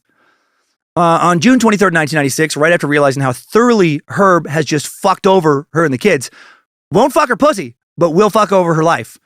Julie Baumeister calls her lawyer, Bill Wendling, and asks him to contact Mary Wilson to now authorize the property search. Smartest thing Julie has done all episode by far. Well, that maybe in divorcing Herb. Before the meeting with Detective Wilson, Wendling told her that Julie's son found bones on the property. The next day, June 24th, 1996, Julie allows the police to search the property while Herb is away at the family condo. Detective Mary Wilson, Captain Tom Anderson of the Sheriff's Office, Detective Jeff Markham drive to Fox Hollow Farm to conduct their search. Julie and her attorney led the detectives to the backyard, pointed out where her son found the skeleton, said she never reported it because she thought they were cadaver bones that her, husband had dumped in the yard like people do for no good reason. Guessing she felt a little embarrassed telling him that, hoping she did. Joseph Garinger will later write, the yard at first glance looked normal. But as the men began to kick through low grass and patches of dirt just beyond the back patio, they encountered a bone about a foot long, charred from having been burned. They weren't sure if it was human. Then as their eyes focused on the area immediately around them, it quickly became apparent that those many pebbles and rocks strewn across the flat cover were not pebbles and rocks, but fragments of bone. They continued looking and soon found human teeth. They knew they were standing on a crime scene. The evidence was sent to forensic anthropologist Stephen Naraki at the University of Indiana, and he reported they're human, they're recent, and they've been burned. The police now expand their search. Look over all 18 acres of Fox Hollow Farm while Herb is still away and has no idea. They find another dump area, find more bones, other body parts, covered with leaves in a wooded area, only 50 or 60 feet from the house. Hamilton County Sheriff Sergeant Eddie Moore would later say it was mostly bones. All the flesh and whatnot was eaten away. There was little in the way of artifacts, like watches and clothing. They would eventually find the remains of at least 11 people, although for 3 years, news outlets would report the remains made up 7 victims. In total, investigators would find initially over 5,000 human bone fragments. It is now up to over 10,000. Currently, and a new investigation is ongoing. The bones of at least 25 people have been found on this property. Almost as many bodies as were found under John Wayne Gacy's house. First bone found was a wrist. Then investigators found jaw bones, thigh bones, fingers, ribs, vertebrates. Vertebrae. I don't know why it's written as vertebrates in the source, but one officer found a whole foot. The bones were initially found in 2 sites in the woods near the house. The flesh had been either burned off or removed by animals in the elements, and there were no obvious bullet holes. The remains of 8 men would eventually be positively identified, all over a 3-year period starting with that first property search. 20-year-old Johnny Lee Bear, 20-year-old Richard Douglas Hamilton, so it's Douglas, not Dick, 26-year-old Stephen S. Hale, 28-year-old Alan Wayne Broussard, 31-year-old Jeffrey A. Jones, 31-year-old Manuel Resendez, 33-year-old Roger Allen Goodlett, and 46-year-old Michael Frederick Kieran. May they rest in peace. The rest of the remains still waiting for DNA matches. I'll talk about at the very end of the episode. All of the men whose remains were identified went to the same gay bars as Herb Baumeister and all went missing on days when Julie and the kids were not home. Investigators immediately suspected foul play because no personal items or weapons were found with the bones. This indicated that the person who might have killed these people did not want them to be identified. On June 25th, the police came back to search the property again for the 3rd day in a row. Detectives, prosecutor Sonia Learcamp, Stephen Araki also come to Fox Hollow Farm on the 25th as well to examine the remains. In just a half an hour, Naraki and his assistants placed almost 100 markers where they found additional bone fragments. They found compost piles full of burned bones. Officers also searched the inside of the house and found a semi-hidden video camera. They suspected her probably used to record the murders, but they didn't find any tapes. Also on June 25th, Julie was granted an immediate emergency protective order to keep Herb away from the kids, but Julie is afraid because her son is still with Herb, at Lake Wawasee. She worried that he would, what he would do if he learned what was happening.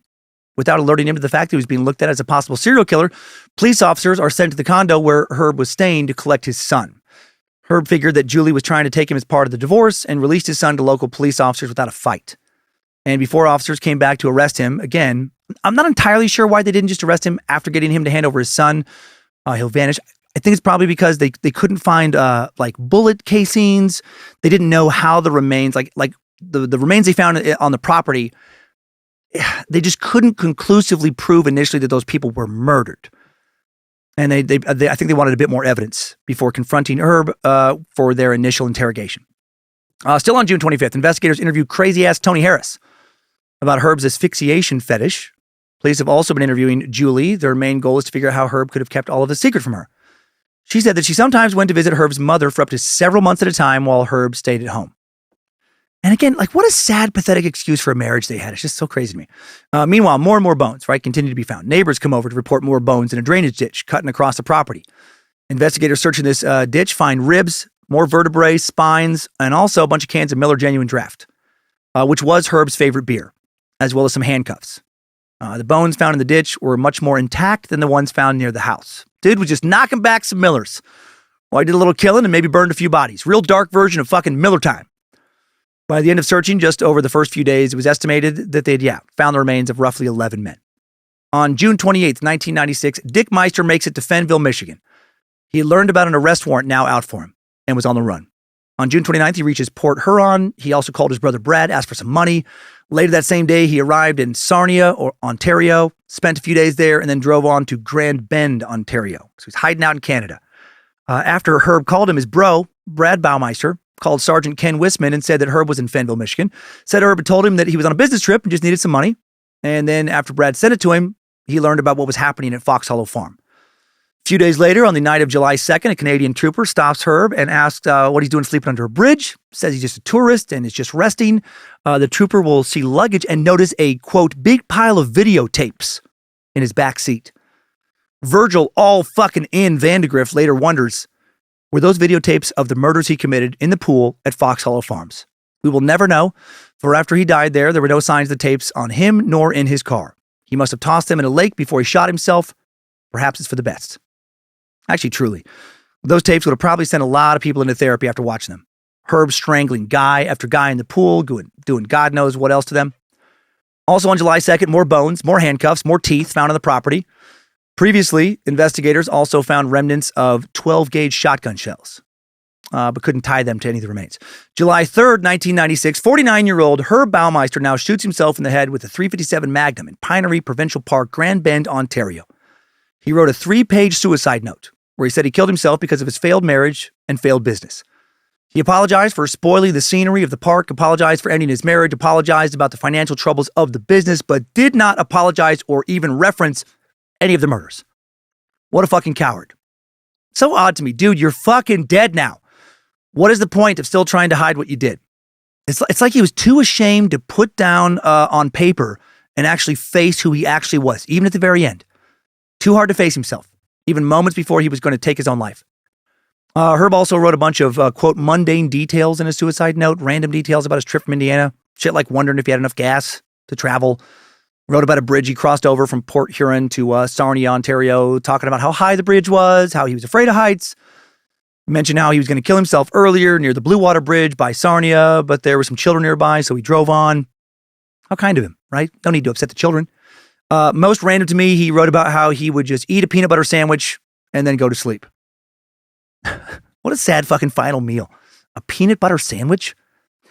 Anywho, think it's about time for me to wrap up this letter. Getting pretty hungry. I'm going to eat a nice peanut butter sandwich, no jelly. Don't want the extra carbs. Really looking forward to having a nice lean corpse for the funeral. Also hoping I don't shit myself when I blow my brains out. I'm guessing the peanut butter might help kind of, keep me together, right? I mean, eating some spicy enchiladas or something. That for sure is coming back out. But peanut butter? That should stick inside, I'm thinking. I'm probably going to wash it down with some of my own piss. Still been pondering what it tastes like. And if I don't drink it now, I'm never going to know. Take care of the mannequins for me. Herbert, out. Speck told the Star that the suicide note was inside an envelope that read, "Attention, Canadian authorities." How proper. According to Ontario Provincial Police Detective George Speck, Herb got to Sarnia, Ontario, about an hour from Detroit on June 30th, spent several days living out of his car there, drove along the Lake Huron shoreline to Grand Bend, Ontario, paid $7 for a day pass to the Pinery Provincial Park, killed himself on the evening of July 3rd after loading up his gun with just one bullet. And his remains were found by campers near a beach parking area. His vehicle was found next to him. Herb's family learns about his death early on July 4th, 1996. What a fun Independence Day message for the kids. "Hey kids, your dad was a vicious serial killer who fucked and buried over a dozen men where you've been playing in the yard. Ha! No more though. Don't worry about it. He just blew his brains out in Canada. Hey, don't be sad. It's 4th of July. Woo! Here's some sparklers and bottle rockets. We're having a big fireworks show tonight. Come on down to the park and grab some hot dogs."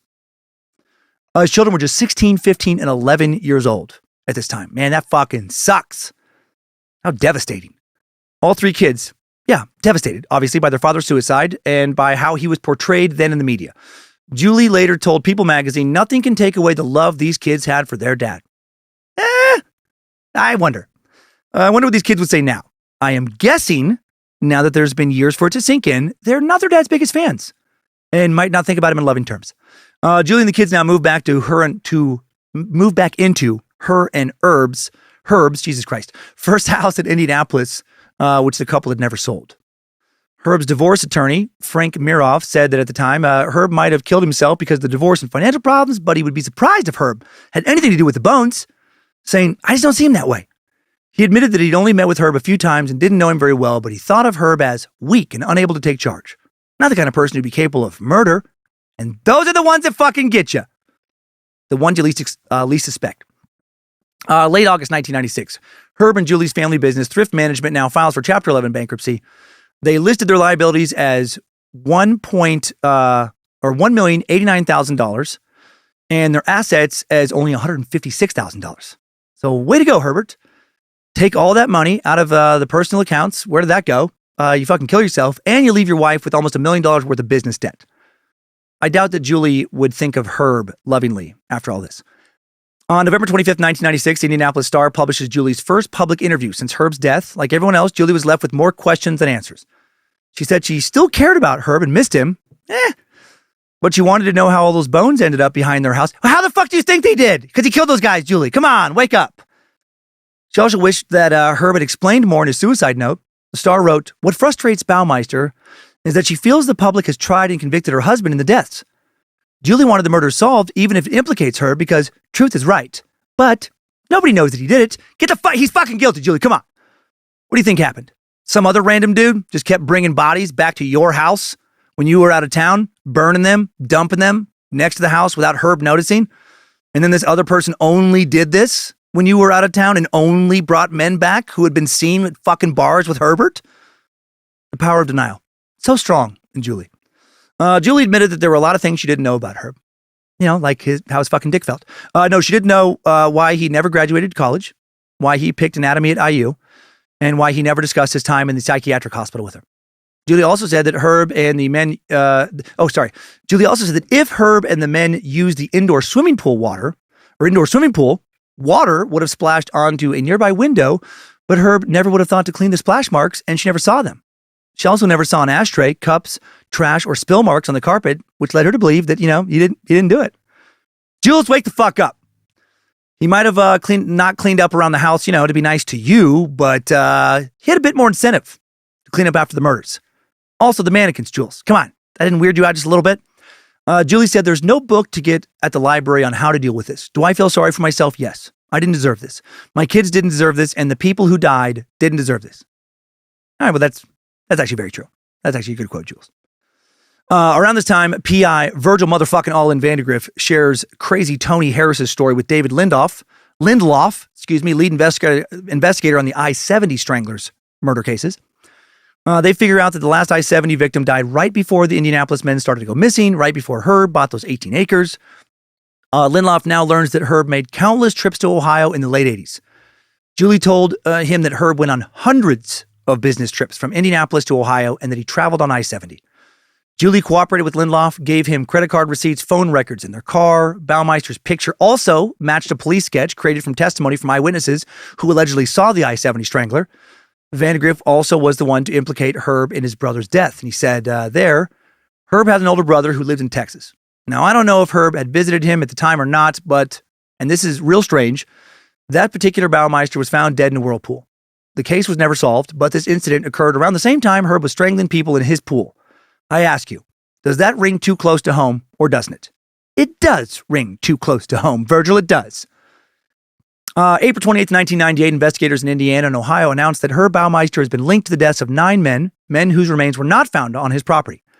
Between 1980 and 1990, these nine men were strangled and dumped in streams and culverts never far from I-70.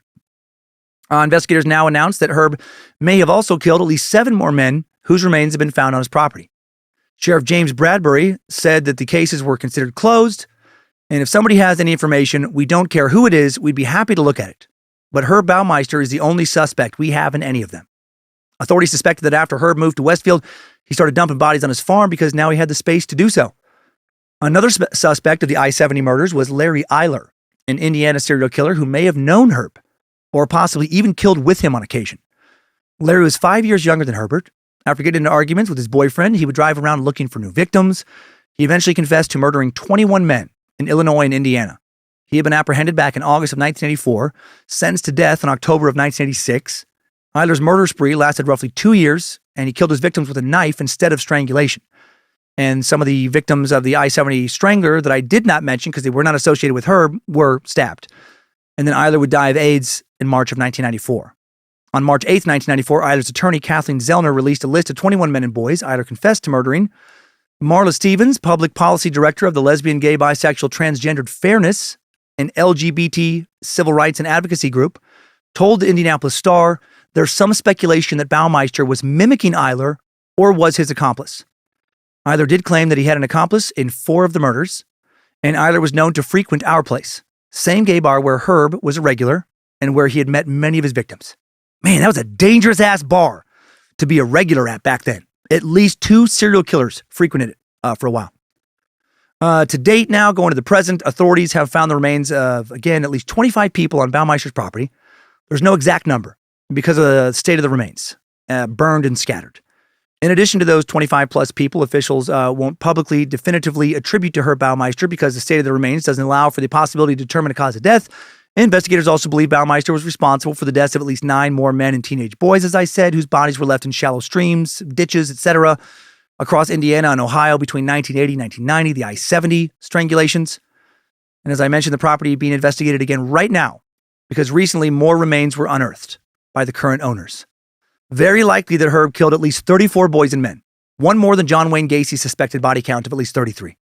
Now let's get out of here and move on to the paranormal aspect of today's episode. Good job, soldier. You made it back. Barely.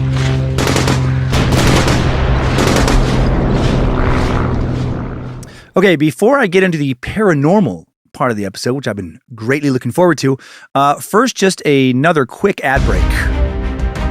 Coming this holiday season, from director Michael Bay and New Line Cinema, the greatest action blockbuster in the history of not just holiday movies, but all film. Opening in theaters on Christmas Day, Killer Christ, starring Nicolas Cage as the most bloodthirsty savior the world has ever known. All right, everybody, turn the other cheek time is over. You're bowing down, or I'm chopping you straight to hell. Also starring Keanu Reeves as Satan. Whoa, dude, what are you doing, Jesus? I never seen you so angry and stuff. Just chill, bro. Whoa. With Samuel L. Jackson playing God. These motherfuckers have to die. Grandparents, children, if they ain't Christian, son, you're gonna lop their motherfucking heads off. It's the end times, and the spirit of forgiveness is over. You will repent. You will convert, or you will die. Water into wine. Try water into napalm. I'm starving today, and the only thing I want to eat is the blood of infidels. If you care about your soul this Christmas, don't miss Killer Christ. Even if you don't watch it, Killer Christ is watching you. It's the 8th day, motherfucker! I'm all rested up, and you motherfuckers are gonna die!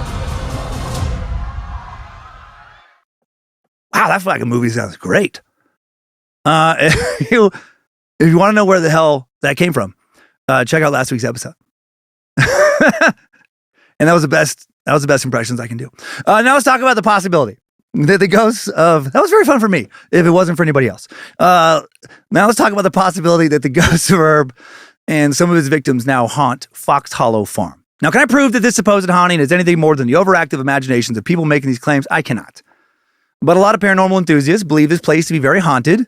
For you bad magicians that also listen to Scared to Death, the following details are from episode 129 of Scared to Death, Just Beyond. For those of you who don't already listen to my other podcasts, the one I co-host, my wife Lindsay, this is just a good example of the kinds of stories that we tell there, but with spooky sound beds beneath them.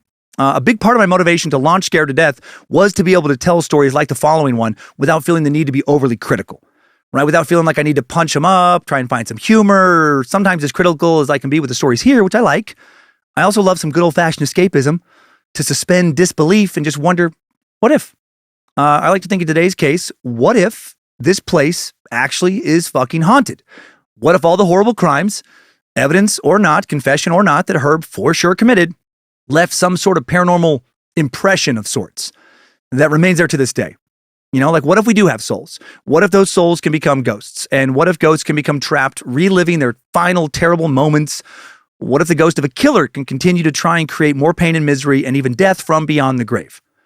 Probably should have told this story back in October. Oh well, I'm telling it now. As soon as I told this following story back in February on Scared to Death, I wanted to dig into the same story of for Timesuck, but go further into Herb's crimes, and just finally got around to doing that.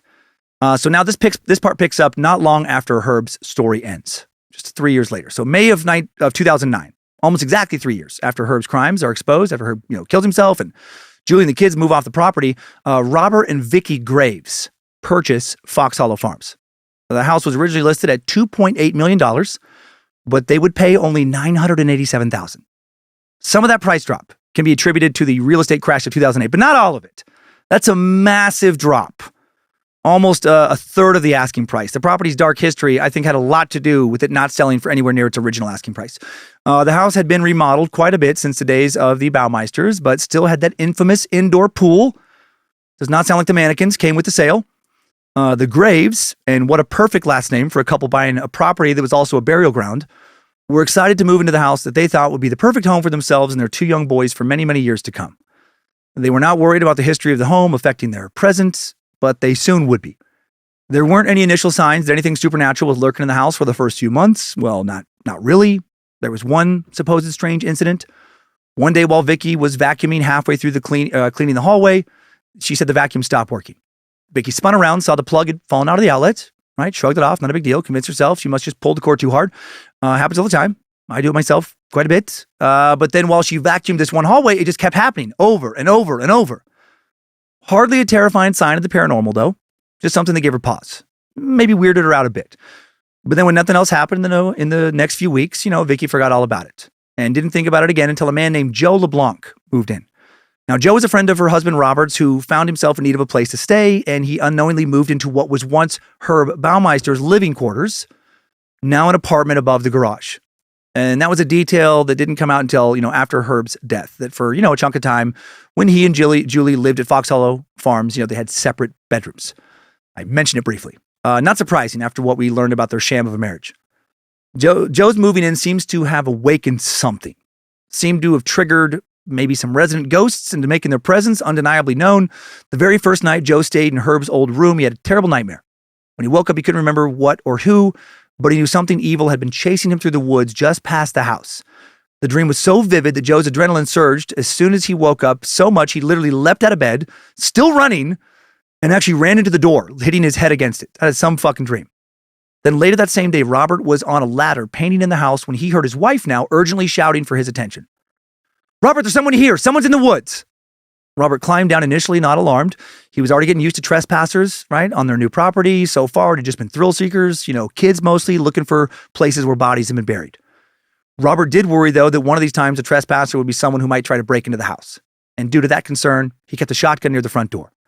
By the time he retrieved this weapon, Vicky's face was white as a sheet. She stood frozen to the spot where she'd seen the trespasser still staring out the window. And she told Robert that there wasn't an intruder after all. Not exactly. Not a living one. Vicky said that she saw what looked like a young man in a red shirt running through the woods, terrified of whatever or whoever was chasing him. And then as he passed by a tree, Vicky saw that he impossibly had no legs.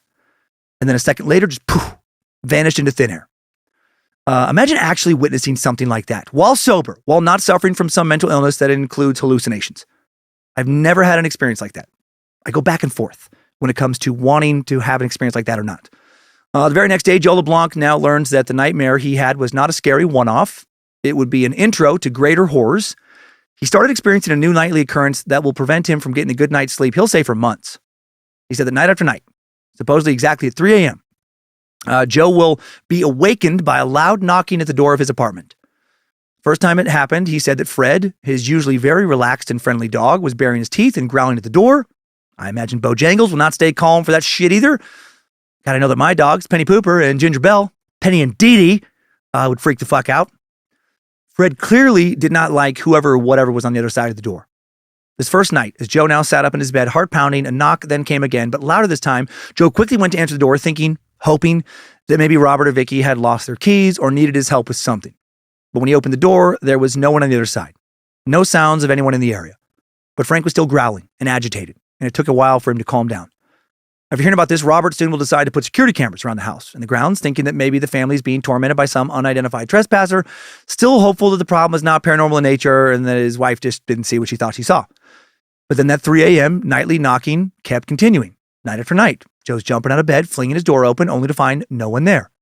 Then about a month into his stay, Joe allegedly has an even more intense paranormal experience. He'll later say that he was taking Fred for a nightly walk around the grounds, had made it to the outskirts of the woods where Fred suddenly became extremely agitated. He started growling, snarling, and then very unlike him, he took off, ignoring Joe's commands for him to stop, and ran into the woods. Joe chased after him, wondering just what had gotten into his well-trained, normally would never do that companion. Soon he saw something out of the corner of his eye. A man was running through the woods with a look of fear on his face. He seemed to be definitely running away from something or again from somebody. Joe was about to call out to the man to see if he needed help when his mouth dropped. He saw, just as Vicky had seen before, that the man had no legs. The man sped past a tree, then vanished as quickly as he had shown up, disappearing into nothing. Joe then retrieved Fred, ran back to the house to tell Robert and Vicky about what had happened. Joe and Fred would take a different route for the nightly walks from that point forward. In the weeks that followed, the nightly knocking on Joe's door became louder, more demanding. Joe continued to try and determine if a living person could somehow be behind it all. He quickly answered the door over and over again, called for the trespasser to identify themselves night after night, even inspected the area around his apartment over and over, but would never find anyone. And then one night, the knocking was so frantic it felt like the room was shaking. Fred positioned himself under the bed, wouldn't come out. Joe now shouted, "Who's there? I have a gun!" The knocking grows louder still, louder and louder, until eventually the door flies open. And there's a young man on the other side who now steps through the door frame and then stands still with a look of absolute terror on his face. Joe and this man now supposedly stare at each other, equal expressions of horror on their faces. And then with the crash, the door violently slams shut again. And when Joe opens it a moment later, this young man has vanished. The totality of these events led property owners Robert and Vicky Graves to research the case of Herb Baumeister. They read articles, watch news reports, even talk to the local police. They start to wonder if the spirits of some of Herb's victims are now stuck haunting their property. And they become convinced this is the case when one night Joe, Vicky, and Robert are watching some old news footage and Joe just about jumps out of his seat yelling, "Oh my God, that's him. That's the man who came through my door." The man who Joe saw was clearly one of the young men who had been reported missing. And again, if this fucking happened, can you imagine that happening to you? Unfortunately, figuring out who one of the spirits was did not put an end to them haunting the property. Things allegedly get worse after Joe identifies his nightly visitor. This next encounter, again, if true, wholly fucking terrifying. One night shortly after figuring out who was knocking on his door, Joe said he was enjoying a swim in that indoor pool. He said he was paddling around, enjoying the feel of warm water on his skin, when suddenly all the lights flicker out. Almost simultaneously, Joe said he felt an invisible force grab him around his neck, squeeze, while also trying to pull him under the water. He fought against it with everything he could, eventually freed himself. Joe, now absolutely terrified, climbs out of the pool, runs back to the apartment without getting changed. He's convinced he had just met the ghost of Herb Baumeister and that Herb's apparition had tried to kill him. For financial reasons, Joe does not move out after this, but he does stay the fuck away from the pool. And he does supposedly have more paranormal encounters. Another evening, Joe claims he's sitting at his desk when he hears an unusual scraping sound. Said he went to investigate the apartment, found all the knives from the wooden block had been removed and arranged in the sink, and that knife marks had now also appeared gouged into the wall. And he was certain they had not been there before. Joe had seen a few ghost hunting shows before and now decides to attempt his own EVP, electronic voice phenomenon session, using an old tape recorder. Wants to prove to others what he's experiencing is real. He asked a few questions, including who was present in his apartment. While he was asking, he does not hear anything speaking back to him. But he says that when he listened to the tape later that night, he heard a voice clearly respond, a male voice, say, "The married one." Right or wrong, Joe is adamant this was the voice of the ghost of Herb. Following this EVP session, now whenever he's outside the property near the woods where the bones have been discovered, Joe said he started seeing dark human-like figures darting around. Said they had no facial features, just thick black masses, but he could feel them watching him. Joe finally decided that he was in too much danger to stay, wondered if these figures were not just ghosts, but something else, possibly something demonic. Even though he hasn't, wasn't in the best financial position to do so, he moves out. After Joe leaves, the paranormal activity decreases but doesn't go away. Robert and Vicky are still uncomfortable enough with the unexplainable events that keep occurring that they accept offers of some ghost hunting teams to now come investigate the property. So Ghost Adventures with Zach Bagans, they're the first team to investigate the property. The investigation considered a mild success, with the most notable events being a few successful EVP recordings, picking up a clear male voice saying things like, "Herb did it," and "help." But when the investigation is over, the property is still just as haunted as ever. And so now, hoping that they'll learn something that will help them end the haunting, the Graves invite ghost hunter Richard Estep and his team to the farm. You never have too many fucking Richards in an episode of Timesuck, by the way. Just Dick. This Dick and his team visit the farm twice. It is a fucking uncanny how many Richards show up. I keep saying it just keeps happening. Richard believed that Joe was the one with the connection to Herb's spirit, and that he was some sort of catalyst for all the recent paranormal activity. This becomes evident to Richard after he invites Joe back to the farm after a slow first day of investigation. As soon as Joe returned, activity supposedly starts to pick up immediately. Richard's team said they suddenly experienced the feeling of being poked and prodded. Members claimed to have felt invisible hands grab them in various places. I'm guessing maybe the throat and maybe the balls, dick. They also said that they found, and this is terrifying, an underground tunnel in the woods with the word bones carved into the wall.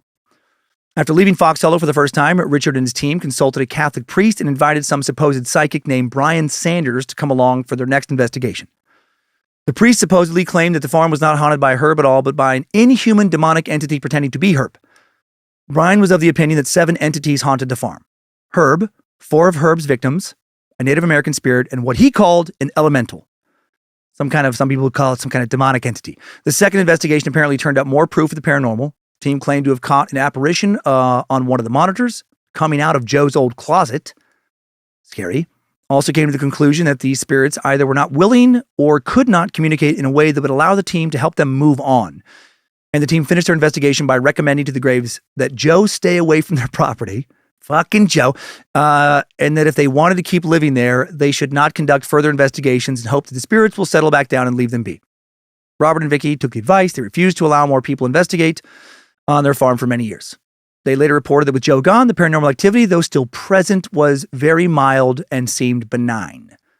And as far as I can tell, the Graves family still lives there today. Well, actually, they do, because an article that just came out a couple days ago regarding bones being found references the Graves. As far as I know, no spirit has returned to knock on any doors or attempt to drown anyone in the swimming pool.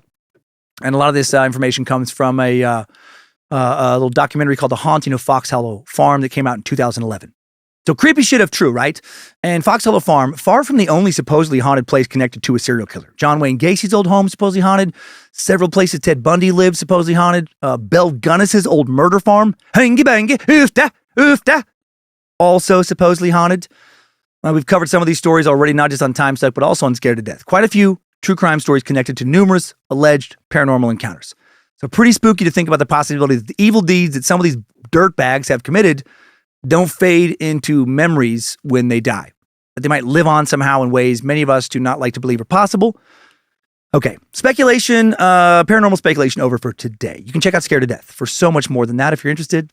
Now let's look back at some details that we know for sure are true about Herbert Baumeister in today's Top 5 Takeaways. Timesuck Top 5 Takeaways. Number 1, in late 1994, Herb Baumeister's 13-year-old son found a human skull and other bones in the backyard. When the family confronted Herb about it, he insisted it was just a cadaver used by his late dad. And, he just kind of left it outside and maybe forgot about it. And his wife, Julie, did not question that. Number 2, Herb and his wife, Julie, owned some popular businesses in Indianapolis, the Save-A-Lot thrift stores. The businesses started off as very successful, but things pretty quickly went downhill. Employees reported that Herb was demanding, often disappeared for hours at a time and returned smelling like alcohol. Julie said she was so overwhelmed with managing the business and her family that she claimed she didn't notice any of Herb's strange behavior, but get the fuck out of here. Herb acted strange their entire marriage. Number 3, Herb Baumeister fucked his wife 6 times, and they had 3 kids. I'm never going to get past that. That feels like that should be in the Guinness Book of World Records for something. Number 4, after his death, Herb Baumeister was linked to 9 of the I-70 Strangler murders. The I-70 murders were a series of murders, young men and boys committed between 1980 and 1990. Bodies dumped near Interstate 70 between Indiana and Ohio. Authorities believe that once Herb moved to Fox Hollow Farms, he started to dump the bodies on his estate. And number 5, new info. Despite over 10,000 bone fragments already having been recovered over the years from Fox Hollow Farms, back on Sunday, December 4th, a new team of cadaver dogs searched the property yet again. Indiana Canine Search and Recovery brought around 10 dogs to the property, dogs trained in the odor of human remains, and the humans and look for changes, and the humans with them look for changes in the dog's behavior during the searches to locate body locations. During the dog search, there were around 20 locations that were flagged and as potentially having human remains. The deputy coroner logged GPS points on each of those locations. Moving forward, the coroner's office will be consulting with their forensic and law enforcement partners to decide how to process the area. Investigators are still trying to identify the remains of so many skeletons or partial skeletons found at Fox Hollow Farm. Over a dozen. Anyone who believes they are a relative of a missing person connected to the case should contact the coroner's office at 317-770-4415. Jeff Jellison, Chief Deputy at the Hamilton County Coroner's Office and a coroner-elect, said if we don't get comparison samples from relatives of those missing people, then our investigation will come to a halt very quickly. I need people that if you had someone missing in the middle 80s to middle 90s, I don't care where you're from, where they're from, I need you to come forward and provide us with a DNA sample. It's just a swab of the cheek, takes just a few seconds. It's painless. We will come to you. We will get you the DNA test kit. So hail Jeff Jellison, still working hard to provide closure to victims' families so many years after they were killed. Timesuck Top 5 Takeaways. Herb Baumeister, serial killing leads to a haunting, has been sucked. Thank you to the Bad Magic's production team for their help in making another Timesuck. Thank you again to Queen of Bad Magic, Lindsay Cummins. Thanks to the Suck Ranger and the Art Warlock, both of them tag team to produce and direct today's show. And thanks to BitElixir for upkeep on the Timesuck app, the Art Warlock, Logan Keith again for creating the merch at badmagicmerch.com, for helping run our socials along with the Suck Ranger, Tyler C., and a team managed by our social media strategist, Ryan Handelsman. Thanks to producer Olivia Lee for the initial research this week. Thanks to everyone helping moderate the Cult of the Curious 3 out of 5 stars, the so far listed as unofficial private Facebook page that we will rename soon and we'll reach out to moderators to help us. It's just been so much other shit going on recently, like me being sick for a month. And the craziness of the holiday season when you have kids. But we'll get to it. Thanks to Becky and the Discord crew keeping that Discord running smooth, and everyone over the Timesuck subreddit and Bad Magic subreddit. Next week, because it is the holidays, we're going to cover something uplifting and take a little break from the darkness. We're going to be covering Joseph Mengele, the Nazi angel of death, whose experiments on living human beings at Auschwitz sound like something out of a horror movie. And the week after next, we'll be covering something uplifting. This next week is dark as fuck, because that is what the space lizards have decreed. This is a voted-in topic. When World War II began, Joseph Mengele had already been part of the Nazi Party for years. One of the first aims of the Nazis was to take over the medical establishment, right? Medical schools, research labs, universities. They instituted a program that convinced doctors that the goal of medicine was not to heal the sick and cure diseases. It was to prove scientifically that the Aryan race was the best.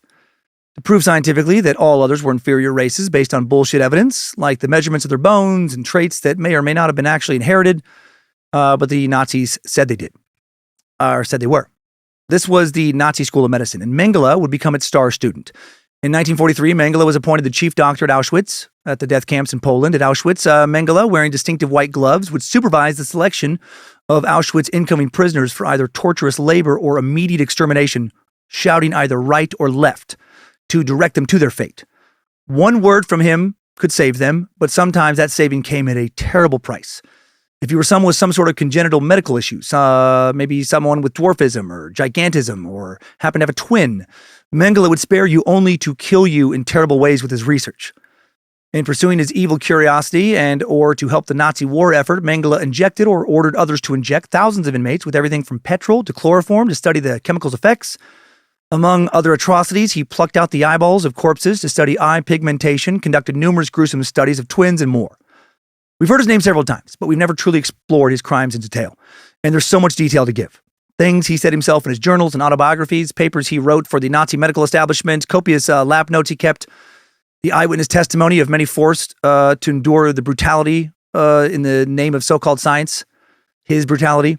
Shit's going to get intense next week. Happy, dark fucking holidays. Right now, let's keep it light and head on over to this week's Timesucker Updates. Updates? Get your Timesucker updates. First up, we have marvelous meat sack Alex Keffer-Swaney, or Swanee, shining a light on a fallen law enforcement officer and also trying to bring a smile to a wonderful man's face. Alex writes, "Hi, Dan and others. I can't say that I am a routine listener, but I do hear your voice daily. My boyfriend Steven is a big fan of your comedy and podcast, and it also helps that him and Lindsay have the same birthday. We had the pleasure of seeing your show the last time you were in Kansas City. We even got to meet you after the show. Steven brought a police challenge coin for you to add to your collection. He was very excited for that show and happy to meet you. We forgot to ask for a photo, but he was happy to talk to you even for just a few moments. Earlier this summer, there was a North Kansas City police officer that was killed in the line of duty, Daniel Vasquez. He was our roommate. Steven and him were great friends. He has been taking it very hard, as anyone would when one of your best friends is killed doing the same job that you do. Steven has been with KCPD for over 4 years, was in the Army National Guard for 8 years prior. Some days, the only time I hear Steven laughing or see him cracking a smile is when he listens to your shows. I'm just hoping you can send him some encouragement to keep him going. He listens to you while in the car or while in the kitchen, while he's cooking. Your voice is usually the loudest in the house. We appreciate all the work and production that goes into your shows. Keep sucking. Thanks for your time, Alex Keffer-Swaney." Well, Alex, thank you for bringing this to my attention. And first off, rest in peace, Officer Daniel Vasquez. Man, damn, making the ultimate sacrifice. Hope wherever he is now is a place where that shit never happens, where he can exist in peace. And Steven, I haven't been through what you're going through, and I won't pretend to have gone through it. I just hope going forward you can focus on what you still have more than what you've lost. I imagine that your friend would want you to do that, to live for him as well as for yourself. Thank you for your service, for continuing to do what you do. It's so important, and many of us do realize how truly important your job is. Hope our paths cross again soon. Thank you for the challenge coin. We do have it. And I hope you and Alex, you know what? I hope you two fuck each other's brains out. I hope you fuck so many more times than 6. It's a good way to bring a smile to your face, bigger than anything my dumbass can do.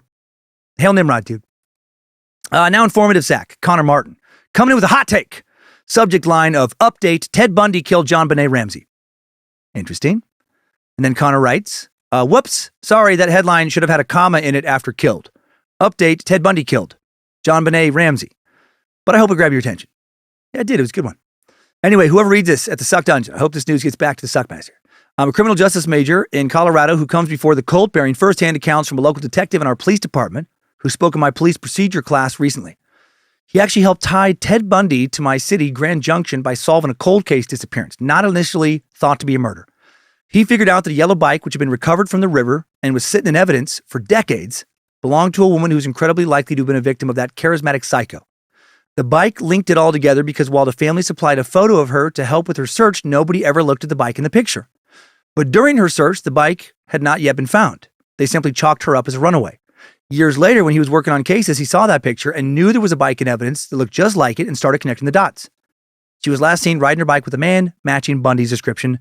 She fit the profile of the women he went after, and all of this happened in my hometown, which has I-70, that we've just been talking about, running right through it, conveniently located between Utah and Denver, which was right in his hunting grounds. Anyway, a lot more went into the investigation, but all that matters is I am now 3 degrees from Ted Bundy. The Ramsey case update was also because of this same guest speaker. Being in Colorado, he actually worked alongside the main investigators on the Ramsey case.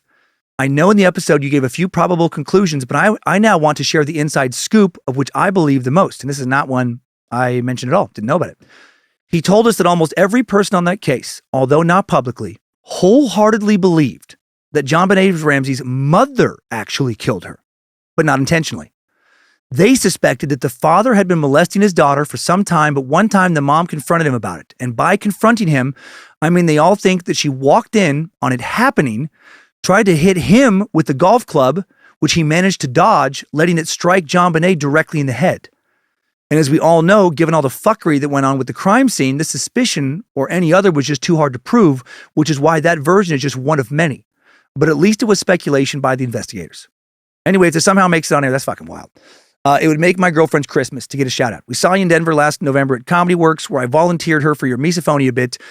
You deduced that her condition was likely self-induced from her suckling too loudly on her own mother's tit as a baby. Her name is Genevieve, which your mush mouth thought was Genevieve. That's fair. And she now thinks that you're best friends or something and relives that moment as often as she can bring it up, even a whole year later. I'm done now. And if I was sorry for the length of this email, I would not have written it. If you have a problem with it, I kindly invite you to just keep on sucking. Well, thank you, Connor. Very interesting info about Bundy and JonBenet Ramsey.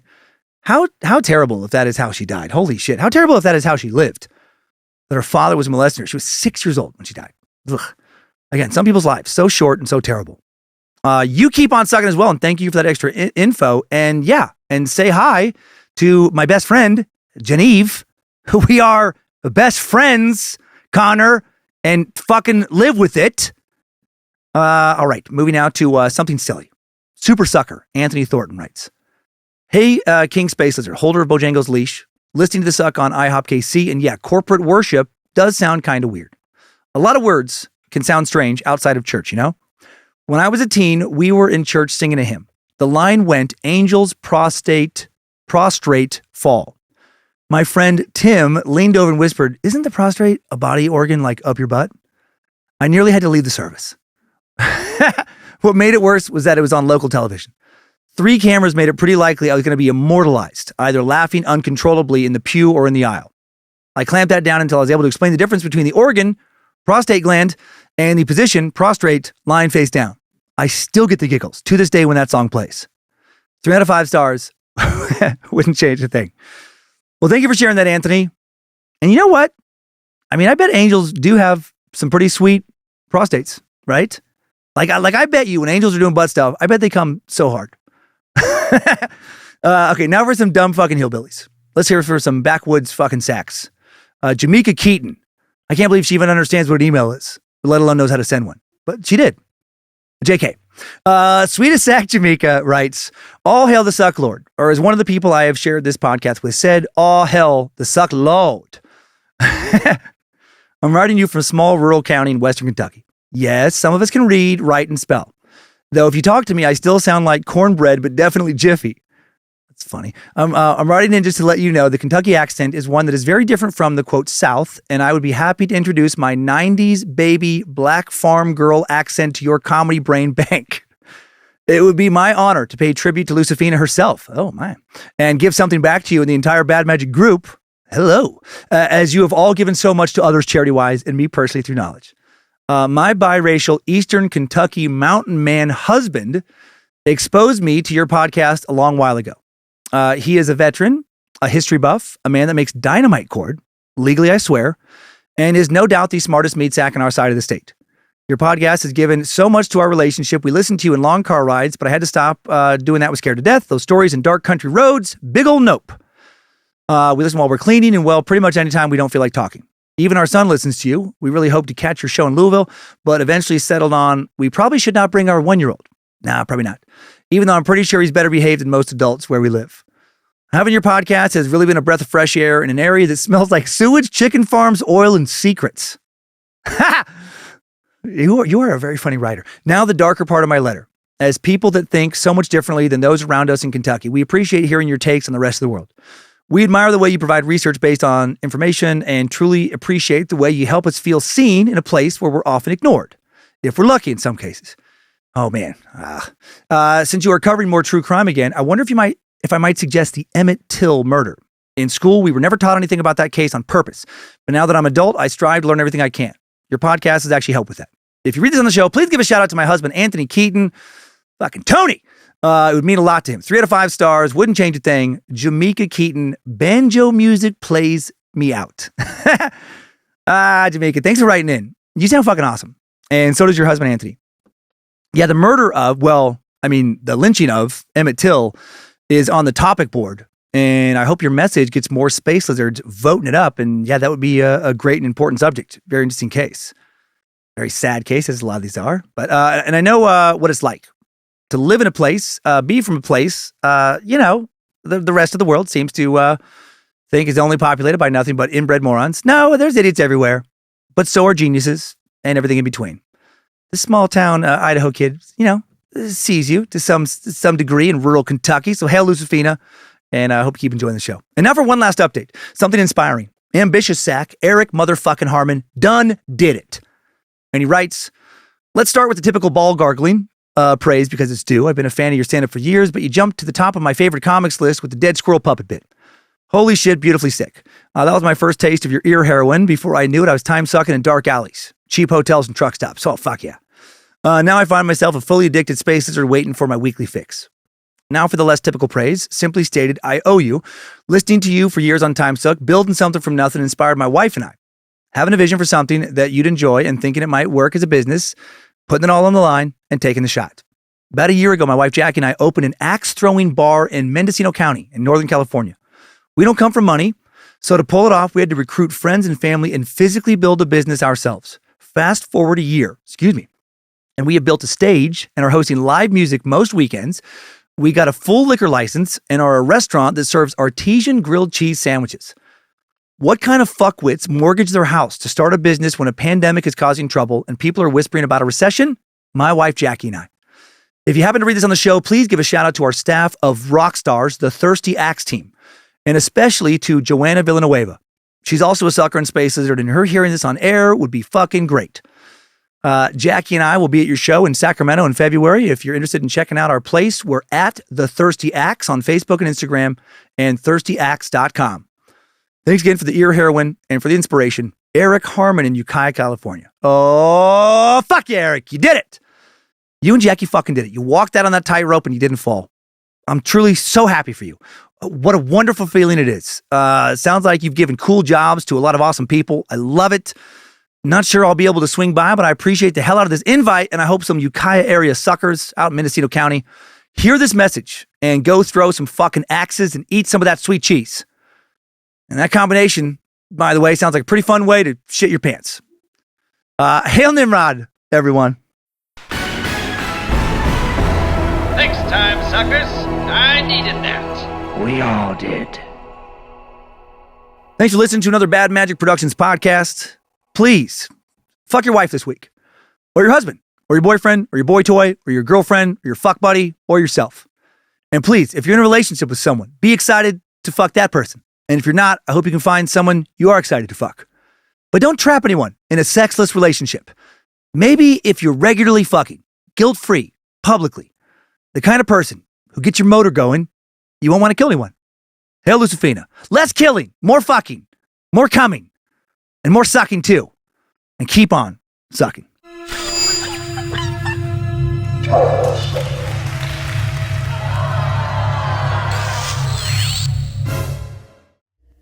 Bad Magic Productions.